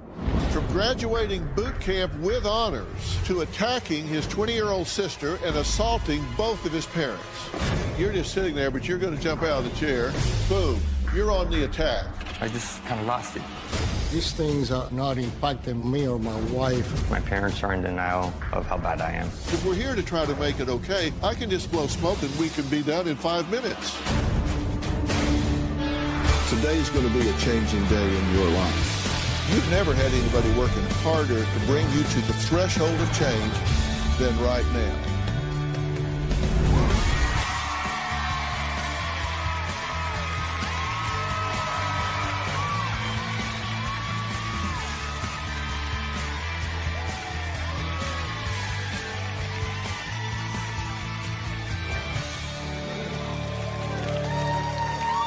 Thank you, thank you. Thank you, thank you. You know, my guest today came to America for a better life. They started a successful business and worked hard to give their children the American dream. A beautiful home, a good education, and opportunities that they just didn't have growing up. But Roberto and Teresa say their middle child, Alex, went from graduating boot camp with honors to attacking his 20-year-old sister and assaulting both of his parents. Now, after that, he was kicked out of the house, but the family says nothing has really changed, and Alex is back to mooching and his abusive ways. Take a look. My son Alex has a rage problem when he drinks. He would body slam his father. He would scream and swear. Alex has spat on my face. He has pushed me with his body. He swung at me. My dad took away Alex's gun because he has threatened to shoot us. Alex is completely out of control. I've totaled several cars, crashed about 5 cars. He got arrested for DUI, so he lost his license. We had to call 911 on Alex at least 3 times. May of 2019 was the last time I lived with my parents. I was highly intoxicated. I found 4 bottles of wine in his car, 1 small bottle of vodka, and a small marijuana pipe. And I said, dude, what is wrong with you? When Alex started yelling and mimicking my father, I went downstairs to confront Alex. I threw a box at him. I got up to get into my sister's face, and I was swinging my arms, and my parents got in the middle. And I wound up being punched in the face with a black eye. That's when we call the police. My family kicked me out of the house. He found himself the little apartment he has. This is where I stay. It's about 20 feet by 20 feet, no kitchen. I give him $750 for rent, and I buy the food. Sometimes I take him food. I cook over here and I drive it to his house. Even though he's done all these things are not impacting me or my wife or have left any real permanent scars. This is more like embarrassment. I don't want to throw Alex in the street. If I didn't have my parents, I would probably be living under a bridge. Okay, so let's talk about what we can agree about. Everybody here agrees that there's a problem with this behavior with Alex, right? Sure. Yes. There's no debate about that. No debate. Are your parents in denial about how bad things really are with Alex? That, yes, and they're also in denial of how to react to the way that he's behaving as well. Okay. They're not sure what exactly to do. They have very different opinions on the right way to go about it. It came to a point a few months ago that I saw everything very clearly for some particular reason. I saw him sitting in the couch of my house where he was living. We were giving everything, air conditioning, food, we don't have to pay anything. So he got a little extra money from the jobs that he lands whenever he lands a job, because he's unemployable. Because how can he be unemployable if he takes a little pot, he takes medication from a psychiatrist, he mixes it with just a little bit of liquor, wine. I mean, how much can the body take? So I saw him in the couch, all comfortable there, sitting, and I went to his car. This is at night. So I opened the door, it was open. So I saw a whole bunch of empty bottles in his car, wine, 1 bottle of vodka, a marijuana pipe, and I go inside, and I gave him hell. So he started to jail, and she had a friend in the house, which I didn't know.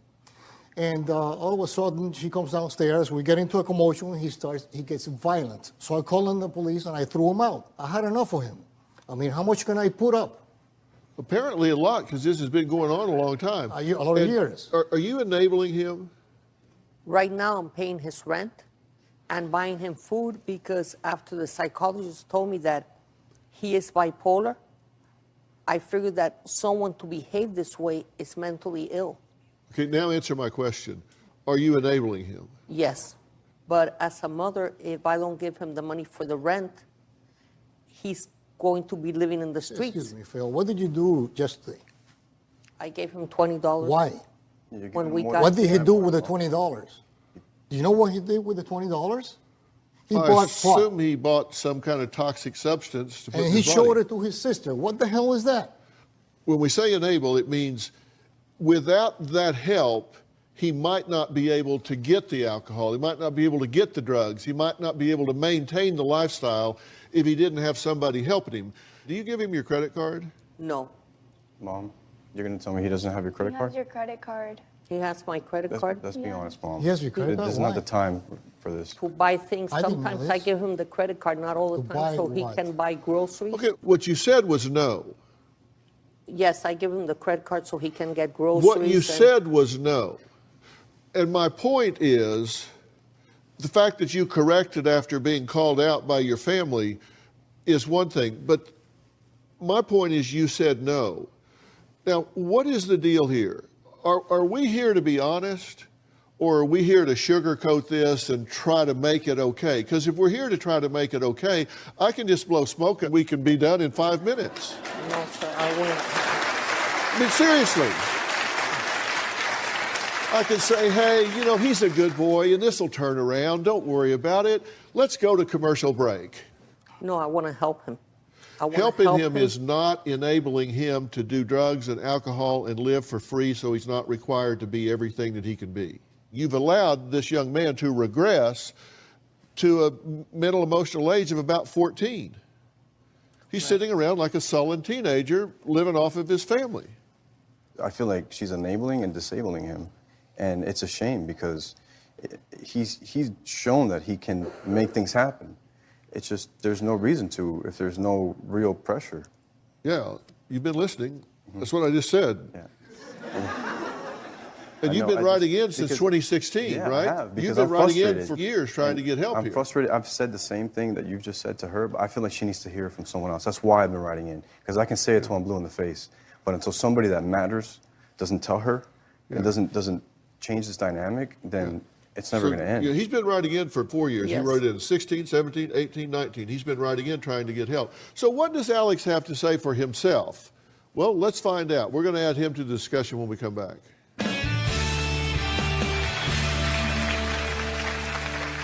My parents are in denial of how bad I am. I'm sure some days he doesn't drink at all. I drink every day a large bottle of wine. If I have a day off, I'll drink 2 bottles of wine. And later, what do you say about that, Dad? I realized that could have hurt him. I would have done it differently. I didn't know.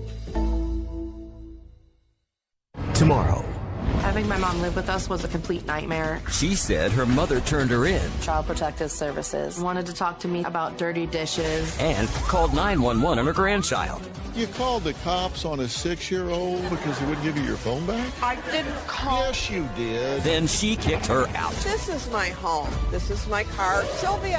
How do you feel about the fact that she's homeless and living in her car? That's tomorrow. Then, on Friday, I'm trying to find my grandmother. She left one picture of herself behind and a whole lot of unanswered questions. There is one more piece of the puzzle. She's here today. That's Friday. My parents told me once that I peed on the couch because I was so drunk. We saw the video of him walking in completely falling and laying here on the couch. And all the floor is full of urine. We had just bought this furniture. His clothes were wet, but he denied it. It was embarrassing, but I think I did it once afterwards in the same couch. We've heard Alex's family talk about his mooching, anger, violence, substance abuse, and mental issues. But what does Alex have to say? Well, let's take a look. And I said to you guys, I want you to listen very carefully to everything that's said in this tape piece. I've had anxiety since I was at least 7 years old. I started to grind my teeth. I can't communicate with people properly. I started taking medication about 4 years ago for that. Self-medicating on Xanax and doing drugs like cocaine and ecstasy. Drugs and alcohol seem to take that anxiety away from me. I'm sure some days he doesn't drink at all, and he can go for days without drinking. I drink every day a large bottle of wine. If I have a day off, I'll drink anywhere between 2 bottles of wine and 5 to 10 cocktails. I don't think Alex smokes a lot of pot, maybe once or twice in a whole month. I smoke weed every day, up to 5 to 6 times a day. Last night I smoked all the weed that I have. If I do want to get some, it's really not that hard. Most of my friends are drug dealers. He doesn't drink that heavily. Usually he drinks just a little I would definitely blame Alex's problem on his mental illness. My parents are in denial of how bad I am. Okay, I'm glad you're here. How about you? I'm glad I am too. Really? A little nervous. Well, and that's understandable, but I commend you for being here. Thank you. Because you didn't have to come here. You must want something other than what you have in your life, or you wouldn't be here. Now, are your parents in denial about you? Yes, most certainly. Because your mother was just saying, I don't think he drinks that much. He's maybe once in a while. And you said, well, actually, I drink maybe a couple of bottles of wine a day and 5 or 10 cocktails every single day. That's correct. He doesn't live with me. I don't know how much he drinks when he's in his house. News to me. No, but there's going to be a lot of news to you today. He's telling you you're wrong. You're telling yourself he's like an occasional drinker. He occasionally mixes alcohol with his medications, and he's telling you he's drowning himself in alcohol mixed with these medications. So you need to adjust your perception. It's every day. He's telling you he's drinking to excess every day. You said, I think he maybe smokes occasionally, maybe once a week or something. He just said, no, I smoke every day, usually 5 or 6 times a day. And there's no reason you would know, he's not around, but he's telling you that he's really involved I can see that. in drugs, alcohol, I'm also shocked. prescription medications. How can you be shocked, Dad? I mean, he was living with you guys for a while. Never saw it. Well, Yeah, but maybe when he's hiding he was the- living with us, He wasn't drunk all the time? yeah, I was drunk all the time. he would drink No? all the time. Let me ask you this. When Well, no, let her speak. Say what you want to say. He was always drinking, and I would send my mom a picture of like a bottle hidden that he's been like taking sips out of, and they wouldn't really do anything about it. He smokes weed every single day. Yeah, and they had tests run on him to see how often he's drinking alcohol. And you've been told that it's bad. Yes, the doctor told me that his liver is about to be shot. Are you aware that your dad blames you for how he's turned out? Partly, I blame myself because when I was... No, he when I was- blames you. Well, I can't fault him if he blames me because I've made mistakes. My brother chose to copy the bad mistakes I made. He's never copied any of the successes. And I've grown out of that Well, here's behavior. what your dad says, quote, Rob tries to make my wife Teresa and I feel guilty for how Alex turned out when he is the one who introduced him to all of this in the first place. I didn't introduce him, but I set a bad example. I know I did. And to this day, I regret that. I really regret that. What does Rob say emotionally destroyed his brother in their youth? We're going to hear that when we come back.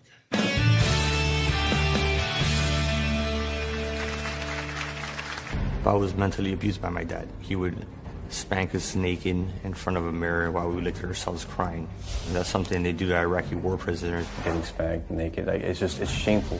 One thing is disciplining your kid, but putting them to shame, there's no reason for that. And later, she comes up and throws something at you. Now, boom, you're on the attack. Mom gets hit in the process. This is what Mom came away with. While we're in commercial break, I have a question for all of you. Are you a serial dater? Do you have trust issues, or do family members sabotage your relationships? Well, a new episode of my podcast, Fill in the Blanks, is out now and tackles those problems with Tracy McMillan. She's an author, television writer, and relationship expert from the hit reality series Family or Fiancé, and it's on OWN. Now, we'll figure out why you're not married yet.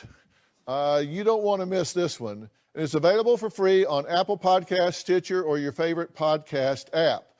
And my wife's podcast, I've Got a Secret with Rob McGraw, has a new episode as well, right? Yes, actually today we have Jamie Lynn Siegler. You know her from The Sopranos, and she has a podcast, Mama Said, with Jenna Paris. Both of them are on I've Got a Secret.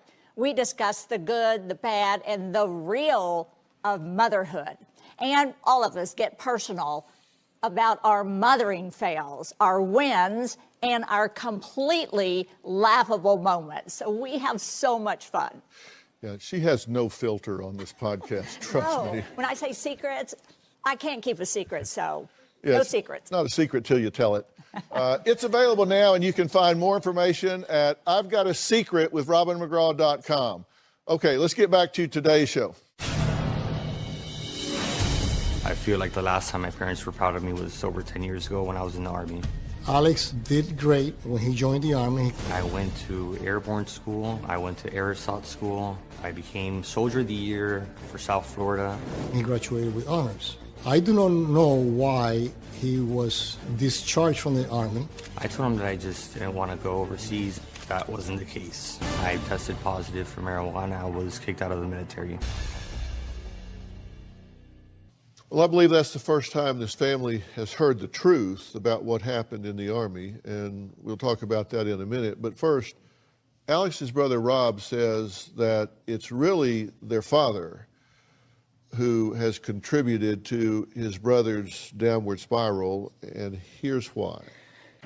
One of the reasons my mom enables my brother is out of guilt with the way my dad actually raised us.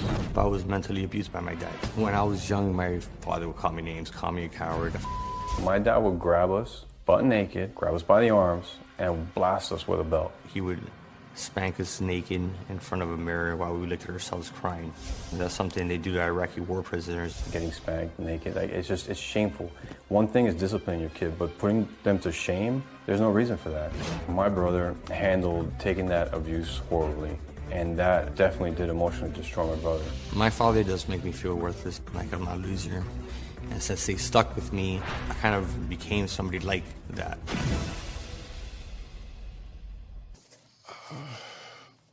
What do you say about that, Dad? Well, I am a disciplinarian person, and I did spank him because I call it discipline. I grew up getting spanked when I needed it and when I did not need it. I thought that I was applying a correct way of disciplining my sons. We, the Cuban people, use some type of body punishment. We always done it, and it is fine. But there's a difference, Dad. You weren't, you would constantly move the Where did I do marijuana? When did I went to? But we're talking about two different drink. things. I never done any drugs. We gave him a good example. I realized that could have hurt him. I would have done it differently. I didn't know, but, excuse me. But hindsight 2020. So if it affected them differently, it did not affect me. Now, you're telling me that this prompted him to be the way he is? To me, I don't understand it. Well, let me clear it up for you. If you want to know how that contributes, whenever a child is coming up developmentally through the stages, the most powerful influence in their life is the same-sex parent. That's who they look to as their role model. That's who they look to for validation and acceptance. And if that person degrades them and humiliates them, it can trigger them to have a really negative internal dialogue and have poor self-esteem and poor self-worth and hold themselves to a really low standard because they don't believe they're worth any more than that. And you call it discipline, I call it abuse. Beating a child with a belt in front of a mirror so they can see themselves being beaten and humiliated and crying is not very instructive. You can say you were beaten as a child. Well, I'm sorry that happened to you, and you're not responsible for that, but you are responsible for the choices you make as an adult. You know now, sitting there in that chair, that was not the thing to do, and don't tell me you don't know that, because you do know that sitting there now.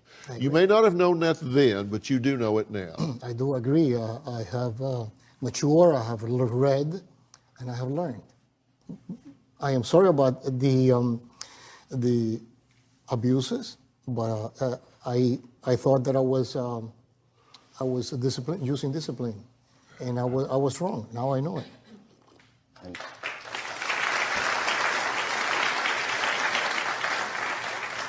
I forgave you a long time ago. I just think Alex hasn't forgiven me. You know, I love you a lot, Dad. You know that. Yeah, I love you a lot.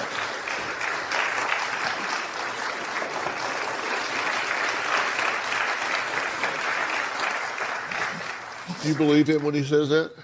I think he'll go right back into his ways of being once he gets back home.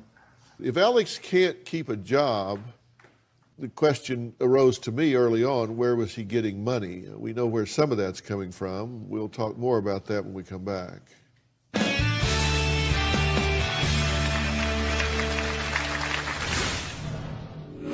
You were highly successful in the military. I kind of just lost it. What happened? The holidays should be a time of hope and happiness. But for millions of families struggling with hunger in the U.S., it continues to be a time of need because hunger hurts more during the holidays. Feeding America is the nation's leading domestic hunger relief organization, providing meals to more than 40 million each year, including 12 million children who may not know where their next meal is coming from. You can give the gift of meals this holiday season. Each dollar you donate can help provide at least 10 meals for families facing hunger in our country. Visit drphil.com to find out how you can help this holiday season. My mom takes care of my brother's rent, his electricity, his car, his insurance before it got impounded. We have Alex's cell phone on a family plan. I take him food. He does his laundry here. My brother has my mom's credit card as we speak, and to me, that's absolutely ridiculous. My mom realizes that she's enabling my brother's alcoholism and dependency. She just doesn't choose to do anything about it. Look, you're a grown man. Yeah. You're an intelligent guy, right? Yes. And we know that you've got not only the ability to be goal-oriented, directed, but actually leadership qualities. You were highly successful in the military. You were Soldier of the Year for the entire state. It's out of thousands and thousands of people. You distinguish yourself at that level. What happened? I lost confidence, started going into drugs deeper and deeper, then started taking medication. The medication that they give me, I don't think that they properly analyzed me. I kind of just lost it, Phil, Dr. Phil. I just kind of lost it. What do you have pride in at this point in your life? I haven't really thought about that in a while. I really can't There's tell you. nothing. There's really nothing. Yeah. So when you wake up in the morning, you don't have a goal that you set in front of you. You don't have anything that you're, say, today I'm going to accomplish this, and then tomorrow I'm going to accomplish this and this. You're just surviving. That's correct. Do you know people in your life that you've encountered that you have respect for or that you admire? Yeah. Like who? I don't need a name, just who? Who would that person be? Well, a good example would be my brother. This one? This one right here. Yeah. Okay, and how is it that you know that he's respectful? How is it you know that he is admirable? How do you know that about him? Well, I've gone and I've seen him work at his work ethics, the way he raises his family.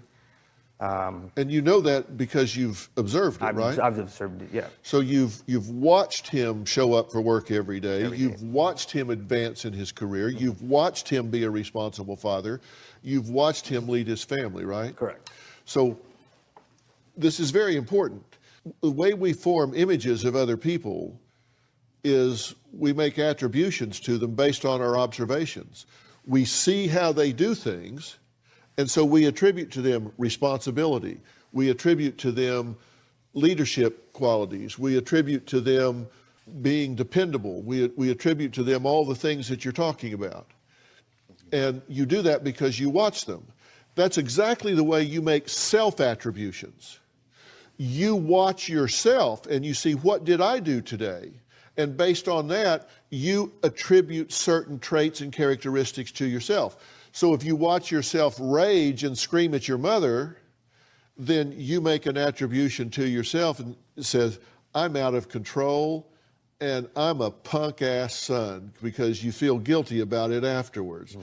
and you drink and do drugs, and so you make that attribution. I've watched myself drink and do drugs, so I guess I'm a drunk and an addict. So you attribute those things to yourself. We form our self-image, our self-esteem, our self-worth, our level of self-worth based on what we observe ourselves do. Does that make sense? Most definitely. That's how you formed your opinion of him. Doesn't it make sense that's how you form your opinion of yourself? Yes. So if you want to change the opinion of yourself, you have to change what you observe yourself doing. That's why it's terrible to enable someone. It's why it's terrible to indulge children. You cheat them out of the ability to watch themselves master their universe. And that's what you've been doing. You've been watching yourself, and you don't like the movie. No, I don't. The Alex movie, you don't like. So we need to change the script, do we not? Yes, sir. All right, I made a list of things. Alex has been telling himself. What's the script he's listening to? We're going to talk about that next. And I've got somebody to help interpret that has made this a specialty. We'll be right back. Tomorrow on an all-new Dr. Phil. She said her mother turned her in. Child Protective Services wanted to talk to me. So she kicked her out. This is my home. How do you feel about the fact that she's living in her car? That's tomorrow. I must have had about 10 to 12 jobs since I was 20 years old. Sometimes he leaves the job because they're not paying enough. He complains about the tips or the customers, and he goes from one job to the next. I can't keep a job because I show up to work hungover, call out sick, no show. I hate myself when I don't show up to work, but the addiction is just a little stronger than the work. Well, after a violent altercation 6 months ago, Alex was kicked out of his parents' home. When I say violent altercation, I want to take a look at what I mean when I say violent altercation with this particular family. Now, here we have you sitting on the end of the couch, right? Yeah. Okay, and identify the other players here. Who do we have here? That's my sister. Okay.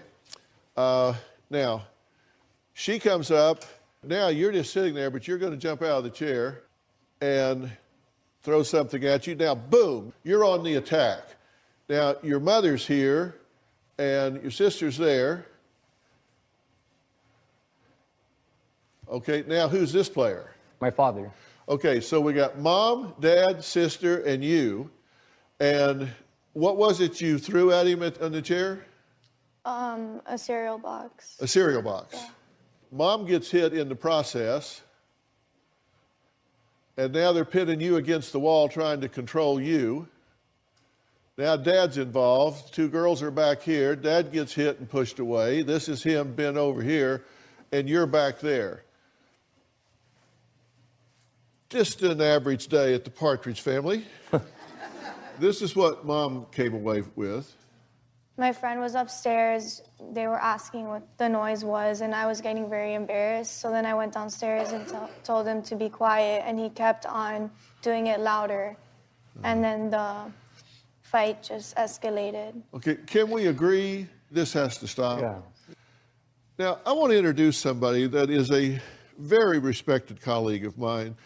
And her name is Dr. Judy Ho. She is a clinical neuropsychologist, a professor, media personality, and now an author. And I asked her to come specifically for you, because she has recently released a new book. And guess what the title is? Read it for me. Stop self-sabotage. Stop self-sabotage. Does that tell you why I asked her to come here for you? She is vertically developed in this. The subtitle is 6 Steps to Unlock Your True Motivation, Harness Your Willpower, and Get Out of Your Own Way. And you are in your way because you're self-sabotaging. So, Dr. Judy, thank you for being here. Thank you so much for having me here, Dr. Phil. An honor. Is this not exactly what he's doing? Absolutely. Alex, I wrote this book for you. And I don't believe that you're the only person who's self-sabotaging in this family. I don't want you to be the scapegoat of this family anymore. I think every single individual, as much as there is love here, is self-sabotaging. You're not only robbing Alex of his best life, you're robbing yourselves of your best life. And the reason is every time Dr. Phil asked you an insightful, pointed question, each of you went right to an excuse, right to a way to explain something away. And if he doesn't have that model in his life, how is he going to ever learn to take responsibility for himself and his life? Do you think there is a cultural gap at play here? Oh, absolutely. Roberto, I understand you. You are a hardworking father. You didn't have a father when you grew up. So you didn't have a model of how to be the best dad.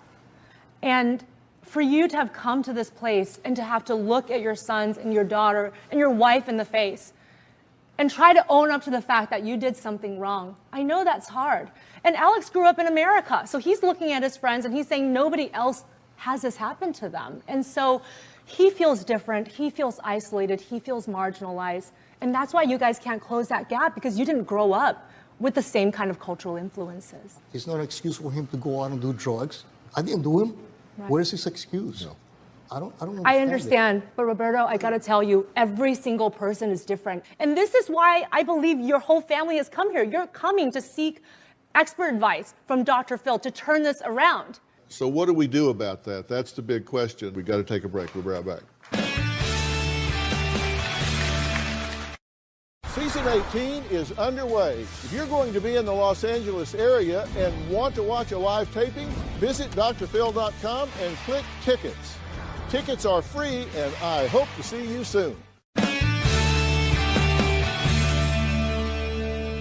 I don't know if the diagnosis you've been given is anywhere near correct. I don't even know if it's within a country mile of being correct. I have real suspicions about it. And we don't have a baseline on you because you haven't been drug and chemical free in a long, long time. And that needs to happen to get a baseline so we can see who you really are and how you really feel. And I've asked someone to join us here today. So I want to introduce Matthew Hirsch and his associates, Jamie Salzberg and Dr. Dowd. And they're from Transformations Treatment Center. Now, this is a nationally recognized substance abuse and mental health treatment center in Florida. And they take a very individualized approach to their treatment for men and women from all backgrounds. And they deal with trauma. And I think nothing short of this level of help is going to give you the chance to turn this around. So Matthew, talk about this a little bit. Yeah, we're a 30 to 90-day program in South Florida, and we specialize in individual care, and we see people that have family dynamics every day, and we would be excited to have you come and spend some time with us, spend some time with Dr. Dowd and Jamie, and really look at the family dynamic that's going on here, but also look at the past trauma. And Dr. Dowd, there has to be, I'm talking about getting to some baseline. We don't really know what we're dealing with until we get him off of these substances and find out where he is biochemically, right? Yeah, absolutely. That was one of the first things I thought when everything was presented to me. Unfortunately, bipolar disorder and anxiety disorders and all these things get either overly or underdiagnosed in this setting. There's no real way to know, okay, is someone truly manic or not, depressed, if they're under the influence of a substance, if they're withdrawing from a substance, and then, you get all these medications thrown at you because you may be treating something that's a product of substance use. It could be a product of several different things. So getting detoxified, getting cleaned up, and really determining a baseline is exactly what you need to do, because you don't know what you're treating. I think you deserve this. I want to give you a chance to put yourself in the shop, hit the reset button, and come out and let's find out who you really are. What do you think? Fair enough? Okay. All right. Last year I learned a lot about my family's history dating back to the 1800s. And I'm told there's even more, and we're going to find out what that is together next.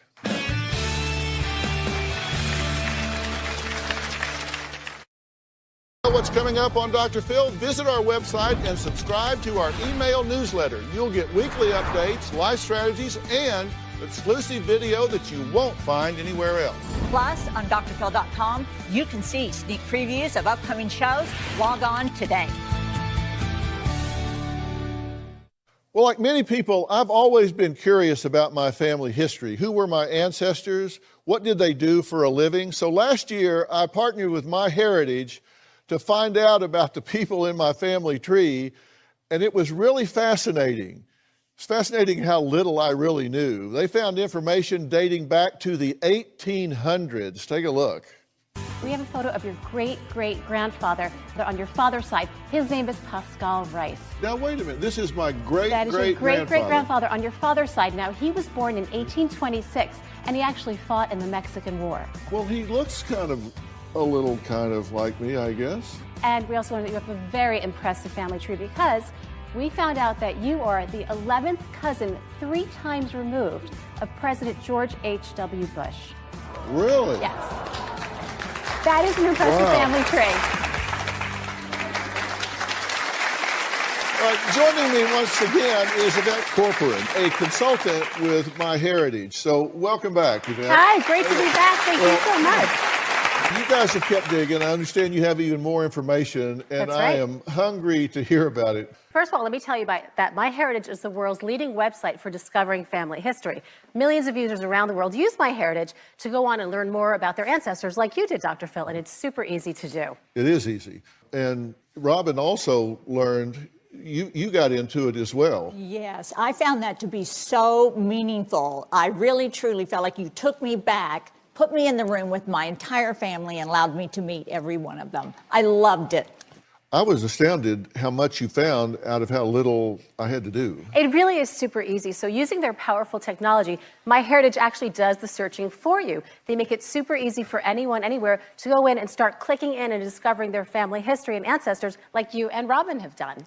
I just log in, everything comes up, and I can click on a relative in my family tree and learn about their jobs, where they've lived, and a whole lot more. So I've actually been doing this. It's kind of fascinating, and I look up and 30 minutes has gone by. Really fascinated with it. Well, last time we were here, we talked to you about your grandpa, Joe McGraw. This is your grandpa on your dad's side. We showed you the 1910 census, where he stated that he was working as a wagon driver in a feed store. Right. There it is, right there. You can see it. That's the 1910 census. We then find that in 1920, he was working as a farmer. And now let's head over to the 1940 census, where we find him. He has changed careers once again. This time, your grandpa Joe says that he's working as a meat cutter in a meat store. Did you know your grandpa was a butcher? Oh, hell no. So he was a butcher? He was a butcher, among other things. But you can really learn so much by these documents, because just from looking at the census, he also declared that in 1939, he worked a total of 52 weeks, but he also said that he earned a total of $840 for the year. I told you we were poor. So let's see if there's more luck on another branch of your family tree. Now we're going to go back 5 generations to your great-great-great-grandfather. His name was William Russell. Now, William, we know he was born in 1794 in North Carolina, but there really wasn't very much information about his life. We did, however, find something really interesting about his death. We found a document after his death that showed all the property that was sold off after he died. In this, you can see that they sold off 1 table, 7 chairs, 2 axes, a shotgun, a washing bin, and a whole bunch of livestock, including a red heifer and calves and pigs, for a grand total of $41.93. Oh, you're kidding me. I'm not kidding you. William had a son, and his name was Samuel. He is your great-great-grandfather. Samuel married a woman named Sarah Ann. She, of course, is your great-great-grandmother. And look at this beautiful photo that we found. That's your great-great-grandmother there in the green box. Have you ever seen a photo of her before?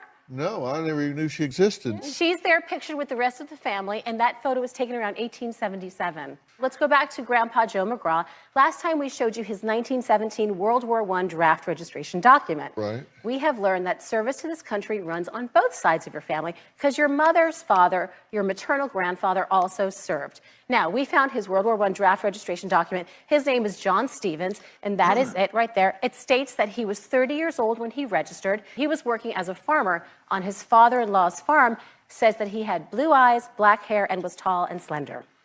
Yeah, now him I knew. You did? Because that was my grandfather, and he was like 6'11". Yes, very tall. And wow. And my grandmother was 4'10". Yes. Seriously. Yes. 6'11" and 4'10". And when I introduced Robin to my grandmother, you remember what she said? Why do you want to marry a little old tiny thing like that for? Yeah, she's 4'10", asked me, what I want to marry a little old thing like that. Are you kidding me? So once again, I am amazed and fascinated with all of this information that MyHeritage has found out about my family history. Right now, MyHeritage has a special offer just for my viewers. If you go to myheritage.com/Dr. Phil, you can begin a 14-day free trial and get 50% off of a subscription. Do it, and you'll unlock all of the MyHeritage advanced features and easily make amazing discoveries about your family like I've done. Thank you for bringing me all this information. Thank you so much for having me. It's a ball. I want to thank all of my guests today, and a special thanks to Yvette. Thank you so much, and to MyHeritage. Before I go, I wanted to share an Instagram post of mine I put up as a tribute to a true, gentle spirit, Carol Spinney, who you might know as Big Bird. And what I said was, others may wear the feathers, but they will never fill the feet. We're going to miss him. He was a gentle spirit. We'll see you next time.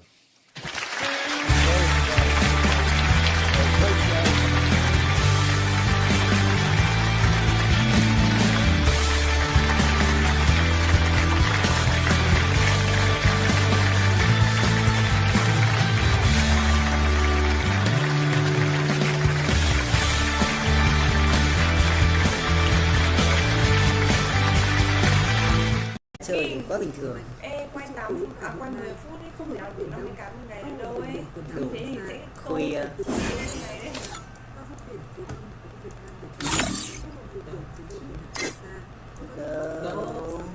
50 cái một ngày á? Vâng, 50 cái một ngày, một ngày sẽ là 8,3 tiếng một ngày. Có đấy rồi. Nói chung là cũng lâu phết. Không có tay. Tôi 15 phút rồi cũng kêu rồi.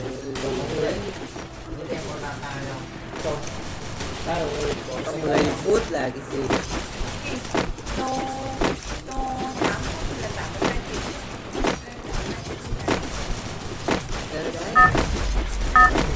15 phút chưa chẳng kêu rồi đây. Không có một kênh thôi mà. 2 cây. Chưa kể tông màu nữa. Interactives here. Thì nó còn có ít. Nói chung mấy cái đó không rồi. Mấy cái đó thì không cần. Đừng lắm vào trong một kênh này. Kênh. Lấy cái chức có đi pha gì nhiều.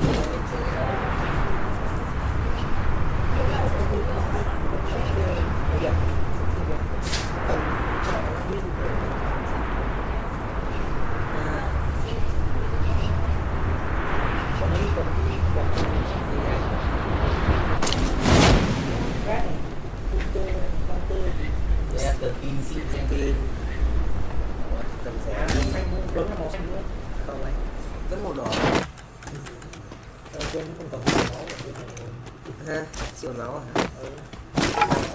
Cầm làm chi? Cầm nhiều máu rồi. Nó cũng làm cái này dùng mà. Anh nhớ phải lên anh lên cái sách nữa. Cái đê mà má.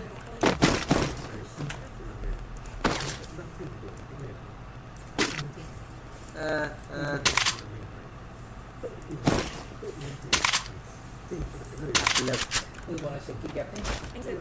Thanks.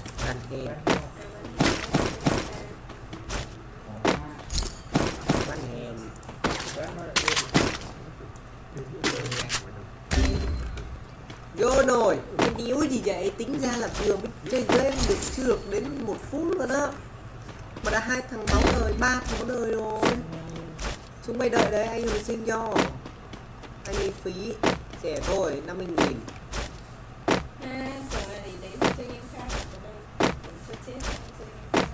Vấn đề là đồng đội nó chết rồi. Có 4 thằng lên 3 thằng chết rồi. Ôi, vừa mới vào game sẽ được 1 phút này, nên là chả có thằng nào đây. Hello, chúng mày, này nghỉ tao sinh cho à.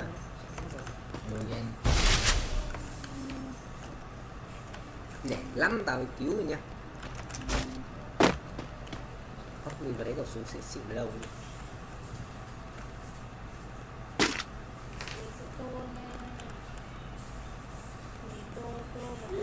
Body. Ui. Xịn sò, mỗi cái mặt hơi ghê, trang điểm hơi quá lố. Đi về đi. Em trong bạch là nhìn ghê vãi. Mày ai? Hả? Nghe, đi vào chơi chơi. Mày ai nói mau ngay cứ. Con tôi đang chơi này. Trang điểm quá lố, nhìn nó mất trong bạch. Đá xéo xong rồi khác chúng nó hẳn tên lên. Head there. Đâu? Đây này má. Nhìn thấy chưa?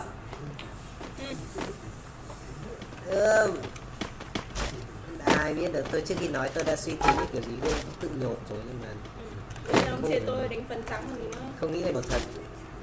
Tôi chỉ nói xong tôi cứ nghĩ kiểu gì rất là phải nhột cái nhột thật. Không biết nữa, không biết mà chỉ nhớ. Ok nha. Sắp toàn shotgun này, chơi hôm nay chơi full shotgun nha mọi người.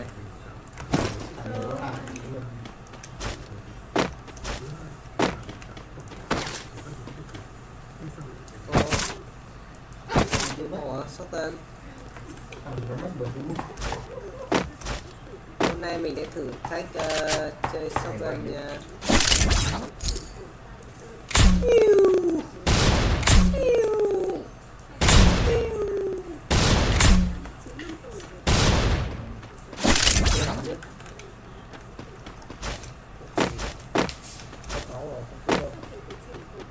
Hey, you.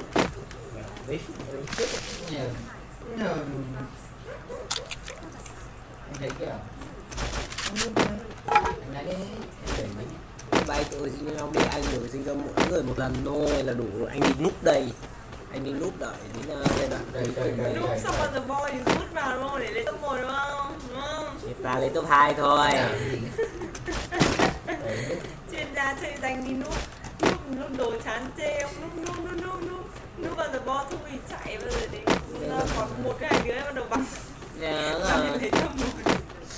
Thì đến lúc đấy đồ xịn mình cũng có đủ rồi. Cho chúng nó bắn nhau hết đi. Anh em chế chúng nó đi. Mọi người ơi, mọi người xem video trắng để tắt đi nha, chứ không cần xem nữa. Mọi người đừng ai uống cacao này nha.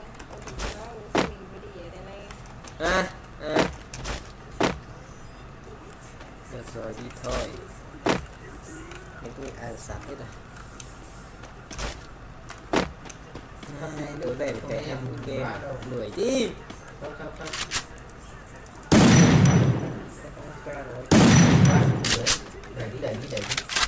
6 viên, 12 viên.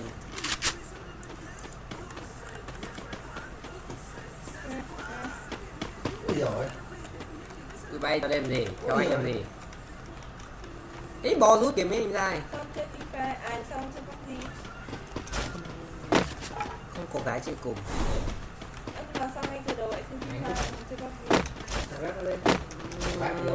Thì không biết tải cái này nó dễ, nó map nó bé dễ nhanh rồi xong bán. Trước ban đầu có phải là quay liên tục đâu, quay từng trận một chứ là chơi càng nhanh càng tốt. Giờ cái cắt ra thì ra là phải chơi như này rồi. Em về ui, dáng cao, chân dài, đến nách.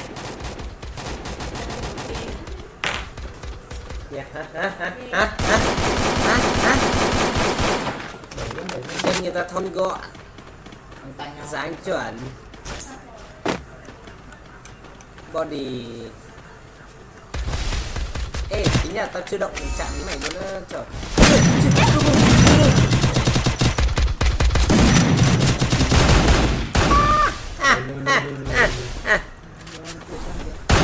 Chân như ơi, ở sân chân em.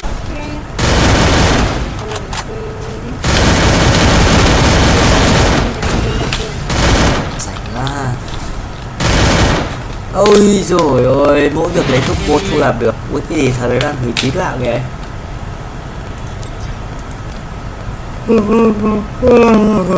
Mình buồn ngủ lắm rồi. Hả? Vô đi nhé. Bây giờ mới có 6 rưỡi, 4 rưỡi thôi. Tiếng rưỡi nữa.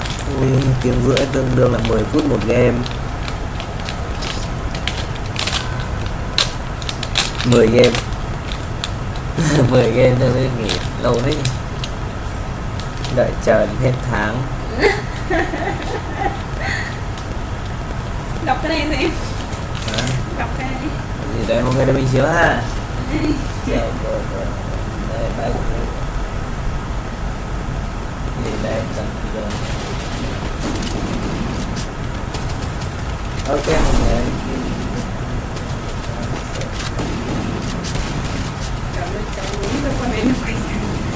Mà làm nếu phải có tiền không được không được. Tốt rồi. Ghê rồi, tốt rồi. Ghê nha. Không muốn cái này tôi buồn cười thế.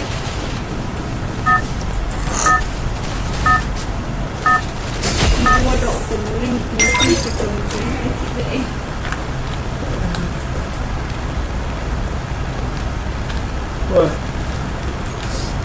Ngủ quá mọi người ạ.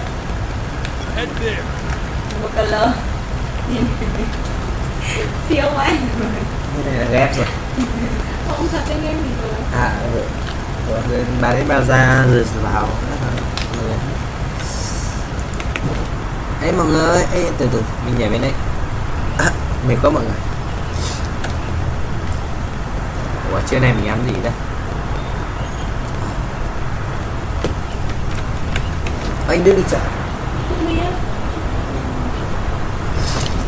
Bây giờ mấy giờ đi? Ui ui.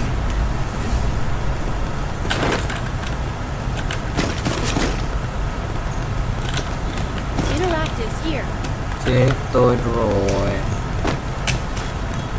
Ông có hay xem về ông streamer không? Không. Tôi có mấy cái để bảo Facebook xem rồi mà.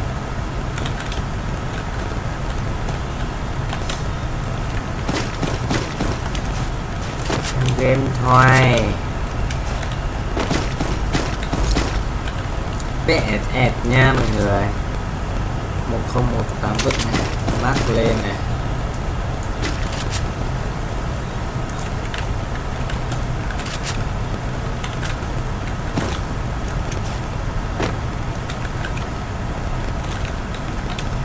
Ok.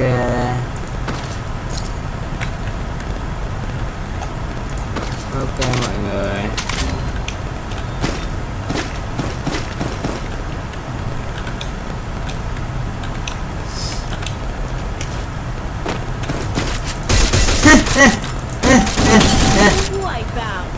Thì ra mi chọn cái chết.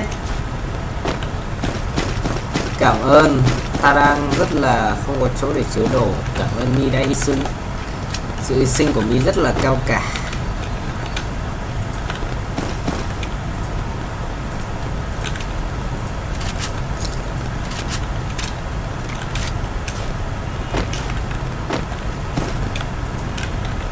Tốt rồi. Súng trường nè, tiểu liên nè, băng đạn nè, bom nè, lựu đạn nè. Ok, và để đỡ mất nhiều thời gian đi kiếm đồ thì chúng ta sẽ nhảy thẳng vào luôn kho vũ khí ha. Mình sẽ mở luôn kho vũ khí để mà có thể gọi là sao ta nhận đồ luôn ha, chứ để lâu lúc đấy cho nó vip đến khó lắm. Ok mọi người, đây nhau không về đây nhé.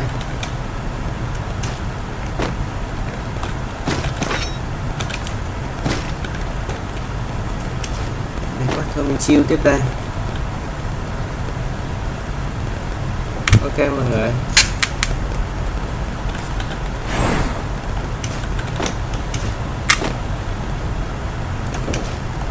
Ok.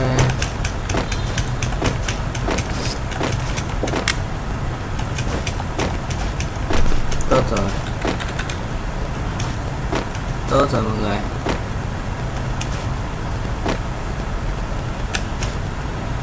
Mở rồi.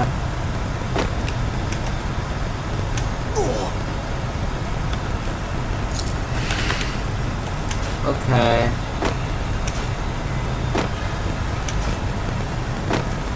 Tốt rồi.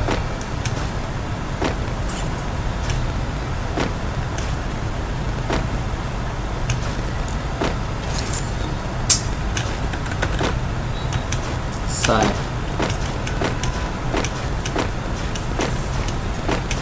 Mary for Legend.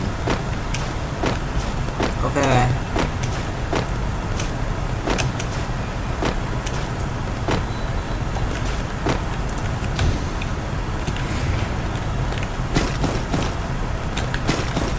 Đó, mở phát thôi là chúng ta có đầy đủ bộ đồ cần thiết luôn mà.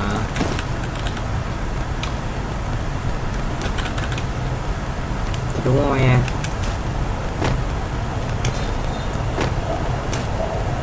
Mở ra phát chúng ta đầy đủ vũ khí luôn mà.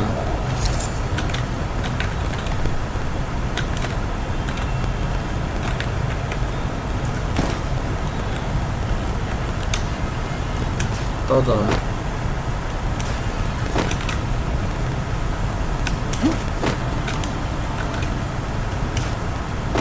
Ok.